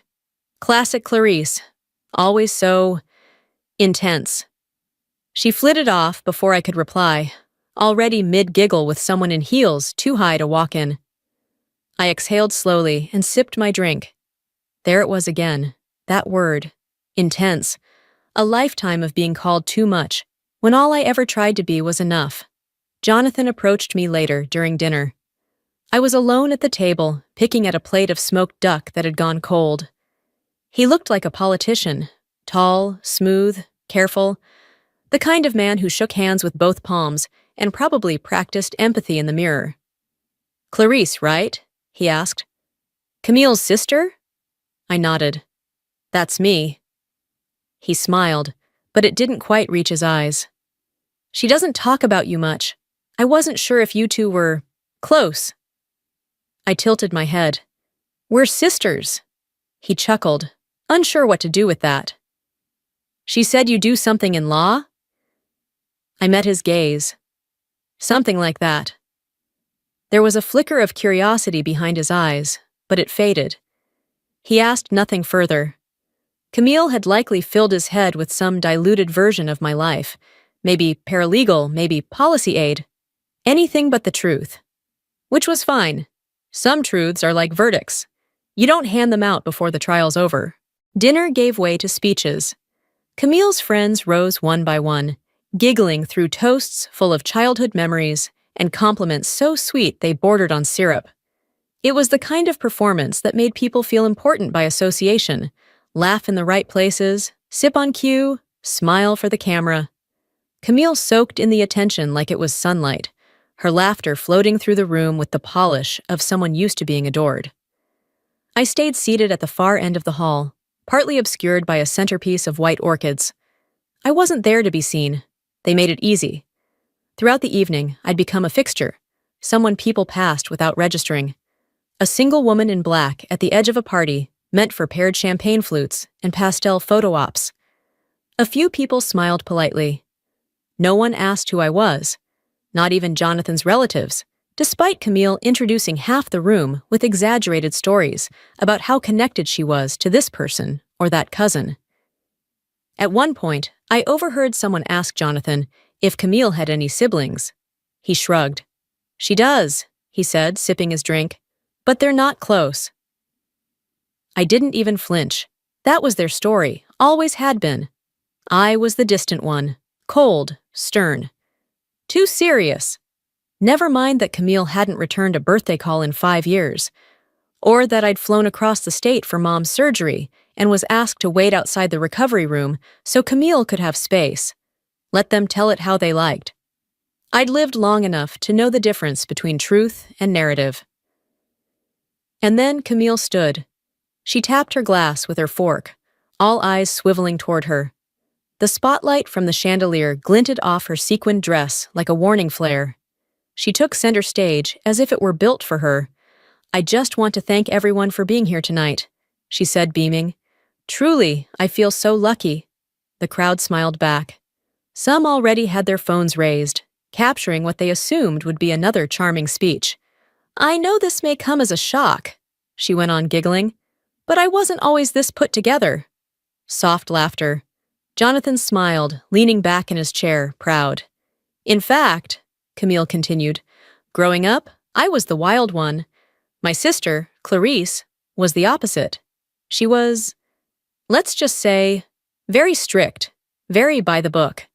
There was a pause, the kind people mistake for humility before a joke lands. "She once filed a formal complaint because I borrowed her sweater without asking. I was 13. Laughter erupted. I stayed still, my expression unreadable. "She's always been that way," Camille said, waving her hand dismissively. "Judgy, rigid. Honestly, I'm just grateful she showed up tonight. She's not big on family gatherings, or, smiling." She looked right at me, held the gaze just long enough to register, then winked. My fork rested lightly beside my untouched entree. Jonathan nudged her. "Be nice," he said with a grin. Then he turned toward me, smiling like he was part of a harmless inside joke. "But really," he added, "we're lucky she made time. I mean, Camille said you work in, what was it, county records?" I tilted my head slightly, not speaking. "Or maybe admin," he added. "Either way, sounds like important paperwork." There it was. The insult wasn't even cruel. It was worse. It was condescendingly small, an erasure spoken so casually it didn't even sting, just clarified. Camille looked pleased. Her smile stretched like a cat's, basking in the assumption that I would, as always, swallow it in silence. I wiped the edge of my glass and met Jonathan's gaze. "I'm sorry," I said calmly. "Where did you hear that?" He blinked.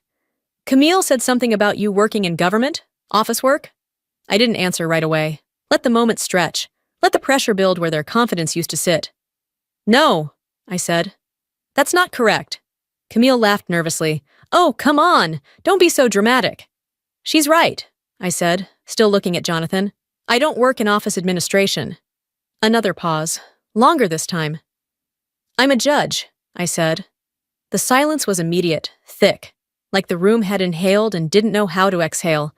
From a table to the left, a voice broke through. "Wait, Judge Dalton?" Heads turned. Someone gasped. A woman closer to the stage narrowed her eyes. "From the Ferris decision?" she whispered. I heard it. So did Camille. Jonathan stared at me like he was seeing something under the surface of a painting, something he hadn't realized was there. "You're a judge?" he asked. But this time there was no grin, no charm. I nodded once. "Superior Court, 11th District." His hand dropped from Camille's back. "But Camille said you never really made it far, that you were—" I didn't wait for the rest.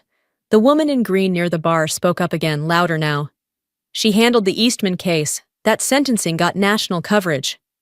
More murmurs. Phones slipped out of pockets. Google searches launched beneath linen tablecloths. One man adjusted his tie. A woman looked sheepish as she realized she had been laughing just moments earlier. And Camille? Her face shifted. No longer confident. Not angry. Just cornered. "I didn't know she was still doing that," she muttered. "I thought she gave it up." I stood then, not abruptly, slowly, with purpose. I folded my napkin and set it gently on my plate. Every move carried weight now, not because I forced it, but because the weight had always been there. They just never saw it. I met Jonathan's eyes one last time. "When people don't ask questions," I said softly, "they shouldn't be surprised by the answers." Camille opened her mouth, but no words came out. She looked at our parents, who looked just as stunned. My mother's lips were slightly parted. My father had gone pale. I walked past them all, past the shocked whispers and sideways glances and melting facades. No need for drama, no theatrics, just quiet gravity. I didn't need to explain myself. The verdict had already been delivered. I didn't stay for dessert. There was nothing more to be said, nothing sweeter than the silence I left behind. Outside, the night felt cooler, cleaner, the kind of quiet that doesn't demand attention. It just exists, steady and real. I walked to my car without turning back. No applause, no farewell. Just the sound of gravel and freedom. My phone buzzed once. Then again. A missed call from my mother. 2 texts from Camille. "You should have told me. Why would you embarrass me like that?" As if facts were weapons. As if telling the truth, when asked, was an attack. I didn't respond. They hadn't asked who I was for years. They'd assumed, projected, reduced me to the version that made them feel bigger. And when the truth came out, they didn't feel remorse. They felt exposed. I wasn't angry, not anymore. There was a time I would have given anything to be acknowledged, to be invited into their pride. But somewhere along the way, I stopped needing that. What I built didn't require their blessing. I had earned every inch of my life, with no shortcuts, no applause, and no family name pulling strings, just work. Quiet, consistent, unglamorous work. The kind that holds weight in rooms they never entered. Inside, I imagined the buzz. Camille rewriting stories. Jonathan realizing his smugness had limits. My parents sitting quietly, unsure how to process the daughter they never bothered to understand. But I didn't need their understanding anymore. They hadn't failed to see me because I was invisible. They failed because they never looked. Now they would. And even if they never said a word about it, never admitted they were wrong, something had changed. Not because I demanded it, but because truth has a way of shifting the air. I didn't need the spotlight. I never wanted center stage. All I ever wanted was my seat at the bench, and the quiet, lasting power of finally being seen.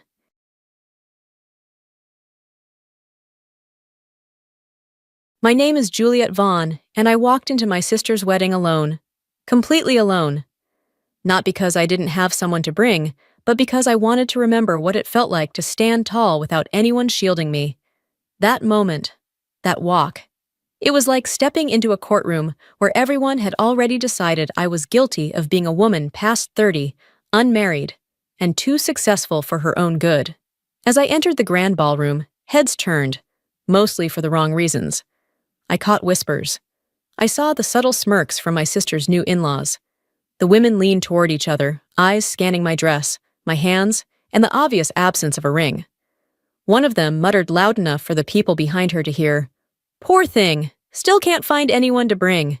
Vanessa, my sister, didn't even glance my way. She was too busy posing, all teeth and diamonds, next to the groom and his very proud family. And well, I wasn't part of the display. I was the afterthought they hoped would blend into the back row. I could have left. I should have, maybe. But something in me said to stay, to face every mocking stare without flinching. Then something strange happened. An older man seated at the center table stood up slowly. His hair was silver, his presence unmistakably commanding. I recognized him from headlines. Edward Sinclair, the groom's uncle, a man with more corporate power than most governments. He looked straight at me, and then he bowed. A full, deliberate bow, right there, in front of everyone, and in that instant, every sneer, every whisper, every judgment in the room stopped cold. Growing up in the Vaughn household was like living on a stage you never auditioned for. My sister Vanessa was the star from the moment she could walk. Blue-eyed, golden-haired, effortlessly charming. She was the kind of child relatives fawned over at barbecues, while I, with my serious eyes and endless questions, was gently told to let Vanessa have her moment. I learned early that being quiet was easier than explaining myself. My world was numbers, ideas, inventions. I took apart the microwave when I was 10 and built a self-timing oven by 14. While Vanessa practiced cheer routines, I studied advanced calculus under my blanket with a flashlight. My parents didn't discourage me exactly. They just didn't understand me. "You'll grow out of that tech stuff," my mom said once, right before grounding me for skipping a school dance to attend a robotics camp. Vanessa was rewarded for being pretty. I was tolerated for being strange. By the time we reached adulthood, the gap between us had grown into a canyon. She married young, first love, big white wedding, house in the suburbs. It didn't last, neither did the second one. But the third? Logan. He was a different tier. His family owned land, business chains, and connections that turned heads at the country club. Vanessa saw in him not just love, but legacy. And as always, our parents were thrilled. They hosted dinners, gushed to neighbors, printed new family portraits. My name never came up. I was invited to the wedding because, well, I am her sister. But I was warned, don't make it about you, as if I ever had. I booked a flight, RSVP'd for one, and cleared my schedule. I didn't have the time, but I went. Not for them, but for myself. The morning of the wedding, my mother called just to remind me not to wear anything too loud or too businessy. "You're not presenting at a summit, Juliet," she said, laughing. "This is a family event. Try to blend in, okay?" I smiled through the phone. "Sure, I'll do my best." Of course, I didn't blend in. I wore black, clean lines, no sparkles, my hair in a low knot, minimal jewelry. I looked like myself. And I suppose, in a room designed to spotlight Vanessa, looking like myself was already too much. I arrived on time. Alone. I caught the looks, some surprised, some amused. Vanessa's new in-laws gathered near the altar, sipping champagne and throwing glances my way. One of the aunts nudged another and whispered, "Is that the one who's single?" With the same tone one might use for unemployed or recently paroled. I didn't flinch. I've built startups under pressure no one here could fathom. But I'd be lying if I said it didn't sting. There's a particular kind of ache that comes from being alien in your own family, like you're the ghost at the banquet table. Vanessa walked past me during the pre-ceremony photos. She didn't even stop. "Hi, Juliet," she said quickly, not waiting for a response. So I found my seat, quietly, alone, just like they expected me to. Except what none of them expected was Edward Sinclair. The ceremony itself was standard, overproduced, expensive, curated for social media. Logan and Vanessa said their vows beneath a floral arch the size of a carport. There were drone cameras, a string quartet, and a flower girl flown in from some family friend's child modeling agency. It was the kind of display that screamed perfection, right down to the guests selected for symmetry in the aisle seats. I stayed quiet, clapped politely, smiled when expected. It wasn't until the reception that the real show began. The venue had been transformed into a glittering evening affair, chandeliers, signature cocktails, and monogrammed napkins everywhere. The guests were assigned to long banquet tables, arranged like corporate hierarchies. I was placed near the back, flanked by two distant cousins, who both seemed shocked I hadn't brought a +1.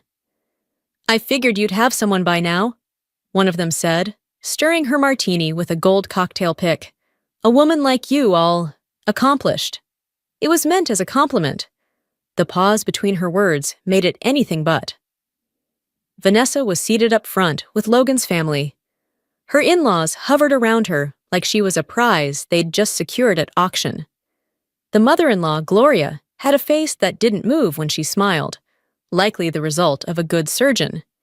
She hadn't spoken to me directly, but I caught her glancing over several times. Once, she leaned into another guest and said, "She's the sister, right? The one who's always working." They laughed. Not loudly, just enough. I excused myself, headed toward the bar. I was halfway through a ginger ale when I saw Vanessa walking toward me. Her smile was tight. "I just wanted to check in," she said. "Make sure you're okay." "I'm fine." "You seem, I don't know, distant." I blinked. "Vanessa, we haven't had a real conversation in 5 years." She gave a little laugh, the kind that begged forgiveness without saying the words. "Well, you're here now, that counts," I almost replied. Almost asked if she even knew where I lived now, what I did. But I didn't. What would be the point? She was already gone before I could say anything. I turned back to my table. That's when I heard them again. Logan's uncle and cousin, sitting not far behind me. "Pretty, but cold," one said. "You can tell she's one of those women who marries her career." "Probably expects us to applaud her for showing up alone," the other added, chuckling. I stood still. For a moment, I considered walking out. I had my coat. My car wasn't far. I could disappear, leave them with their champagne and their self-satisfaction. I owed no one here anything. But then came the pause. That subtle shift in the air. From the main table, a chair scraped back. Slow, purposeful. I turned. Edward Sinclair was rising to his feet. He wasn't flashy like the rest of the family. No polished cufflinks, no exaggerated tan, just a tailored navy suit, silver hair swept back, and eyes that belonged to a man who saw everything without needing to comment. The room quieted. He took a step forward, past Logan and Vanessa, past Gloria, who looked suddenly unsure. And then, right there, he bowed. A clean, full bow, formal, unmistakable, the kind of gesture reserved for people you respect. Or fear. Gasps. A few camera shutters clicked. Someone dropped a fork. I didn't move. I couldn't. Edward straightened and walked to me. "Miss Vaughn," he said, voice low but clear. "It's a privilege to finally meet you. Your keynote at the Zurich summit changed how we handle tech transitions across 3 subsidiaries. I owe you a thank you." I felt every eye in the room shift, recalculating, reweighing. The woman they had written off was now being honored by the most powerful man at the wedding. I smiled then, small, reserved, deliberate. "Thank you, Mr. Sinclair," I said. "It's mutual." For the first time all night, the room wasn't laughing. It was listening. Edward Sinclair didn't return to his seat right away. Instead, he gestured to the nearest waiter, requested a glass of club soda, and asked if I would mind walking with him for a moment. I said yes, not because I was flattered, but because I could sense the ripple that moment had caused, and I wanted it to settle exactly the way it should. We stepped out onto the venue's stone terrace, away from the staring eyes and whispered questions. Edward moved slowly, but with the calm assurance of a man used to people waiting for him. "I meant what I said in there," he began. "I recognized you the moment you entered." "That's funny," I replied, "because most of your family didn't seem to." He chuckled. "They wouldn't. They only know what they've been told. Vanessa's family, correct? They've always struck me as focused on surface value." I didn't answer that.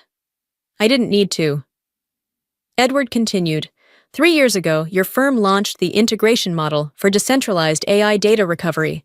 My company, Winchester Group, was set to invest $180 million in a competitor. But your presentation in Zurich changed everything. I blinked. That wasn't public information. It wasn't. But I make it my business to know who's actually changing the world behind the scenes. I studied him. His eyes weren't just watching. They were weighing. I assume you didn't mention this to Logan, I said. Edward smiled faintly.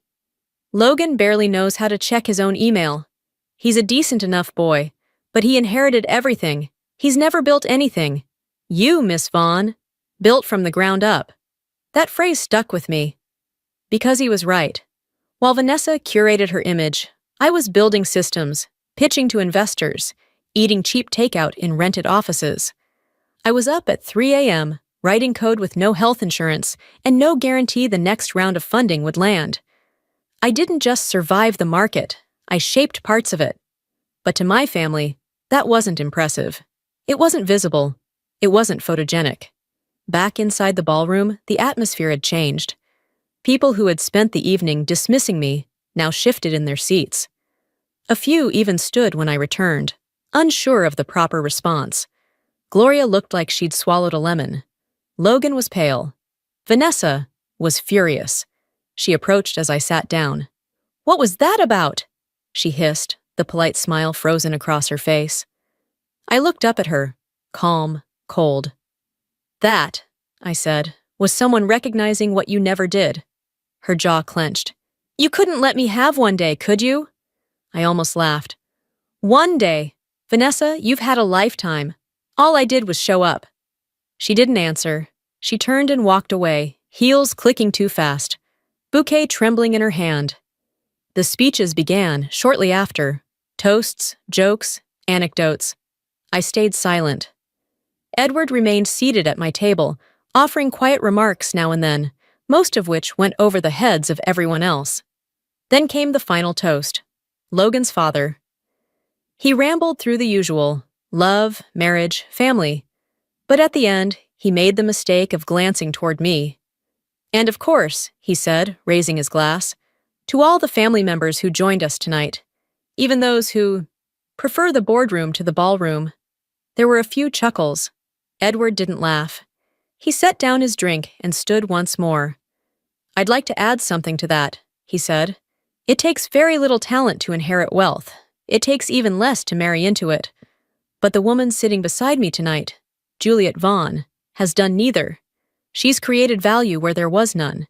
She's earned respect in rooms none of you will ever be invited into. So, if we're raising glasses tonight, mine is to her." The room went silent again, and this time, no one dared look amused. When Edward made that toast, I didn't smile. I didn't look around for validation or acknowledgement. I kept my gaze steady on the table in front of me, one hand resting on the stem of my glass, the other still. There's something more powerful than being praised. It's being understood. And in that moment, I knew someone in this room finally saw me. But it wasn't my family. They still shifted in their seats, avoided eye contact. Vanessa looked like she wanted to scream, but was too afraid to ruin her wedding photos. My parents were frozen, both clinging to polite expressions that didn't reach their eyes. They didn't know whether to feel proud or ashamed. I could see it, my father trying to remember what I'd told him 5 years ago about my business. My mother recalling that article someone forwarded her, but she never read. They had spent so long reducing me to a cautionary tale. Don't be like Juliet. She's too cold, too ambitious, too alone. That they couldn't recalibrate fast enough now that the world was applauding. But I wasn't there for their applause. Truth is, for years I had carried the weight of wanting them to see me. Wanting my mother to brag about me, like she bragged about Vanessa's handbags. Wanting my father to ask me about my latest project, instead of whether I had finally met someone. I wanted them to care, but on their own terms, not out of obligation or embarrassment. Eventually, I stopped trying. I worked, I traveled, I failed, succeeded, failed again. I lived a life with edges, with risk, with meaning, and in doing that, I stopped waiting for their approval. This wedding was supposed to be another chapter in their curated family story. The beautiful daughter marrying into wealth, the other one attending in black like a ghost from a different book. But I'm not a ghost. I'm the architect of my own story. And if they couldn't see that, I was done handing them the blueprint. Later that evening, after the music resumed and the noise returned, my mother approached me. Her steps were hesitant, the way you walk across a frozen lake you're not sure will hold. "You look beautiful tonight," she said softly. "Thank you," I replied. She paused, then added, "We didn't know about all that. About Zurich? About Mr. Sinclair?" "I know," I said. "We're proud of you, Juliet." I met her eyes. "Why now?" She blinked. "Excuse me?" "Why are you proud now, Mom? Because someone powerful said I mattered? Or because you finally believe I do?" She didn't answer, just reached for my hand and squeezed it, as if that would undo decades of silence. I let her hold it for a second. Then I let go. As I turned to leave the reception, Vanessa caught up with me. "I didn't know he knew you," she said. "Uncle Edward. I had no idea." "You never asked," I replied. "About my life, my work, anything." "That's not fair." "No, it's just accurate." She looked away. "You always made me feel like I wasn't enough." I tilted my head. "Funny. You and Mom always made me feel like I was too much." That was the last thing we said to each other that night. I left alone, just as I had arrived. But this time, not a single person laughed. I didn't go back inside. While the party stretched late into the night, people dancing, glasses clinking, laughter echoing in that manufactured fairy tale, I stood outside beneath the darkening sky and watched the lights flicker across the windows. For the first time, I didn't feel like the outsider. I felt like the one who had left the stage before the show turned tacky. A few guests passed by me on their way to the valet. A couple of them nodded, overly polite. One man, a junior executive from a firm I'd acquired years ago, approached me nervously and said, "I didn't know you were that Juliet Vaughn." I just looked at him. "You still don't." He walked off with his wife, fumbling an apology. Edward Sinclair came out a little later, his hands in his coat pockets, his tie slightly loosened. He didn't speak for a moment, just stood beside me. The silence was surprisingly comfortable, more honest than anything said in that room. "I wasn't trying to make a scene," he said finally. "I know," I replied. "You were trying to make a correction." He smiled. "Some illusions deserve to be broken." Then he offered something I didn't expect, a partnership. Not just a courtesy or favor, but a concrete opportunity. He told me about a new initiative he was launching. He wanted my insight, my name on the founding charter, and more than anything, he wanted someone who didn't just know how to build, but how to rebuild from nothing, with vision and clarity. I didn't answer right away, not out of pride, just reflection, because for the first time in a very long time, I realized I had a choice, one not shaped by resentment, but by self-respect. Eventually I said, "Let's talk Monday." He nodded once and left. That was it. No fanfare, no fireworks, just mutual respect sealed in quiet. I drove home alone that night with the music off and the window half down. The wind was cold against my face, but I welcomed it. It reminded me that I was real, that I was here not because someone allowed me to be, but because I carved out a space that couldn't be ignored and never needed their approval to exist. I never got the kind of family that clapped for me at graduations or showed up at product launches. But that night, I stopped needing them to. I stopped trying to earn what they were never willing to give. And maybe that's the lesson I didn't know I needed to learn. Sometimes the most powerful moment isn't when the world finally applauds you. It's when you realize you don't need them to. And that freedom, quiet, unsentimental, absolute, was the most valuable thing I had ever claimed for myself.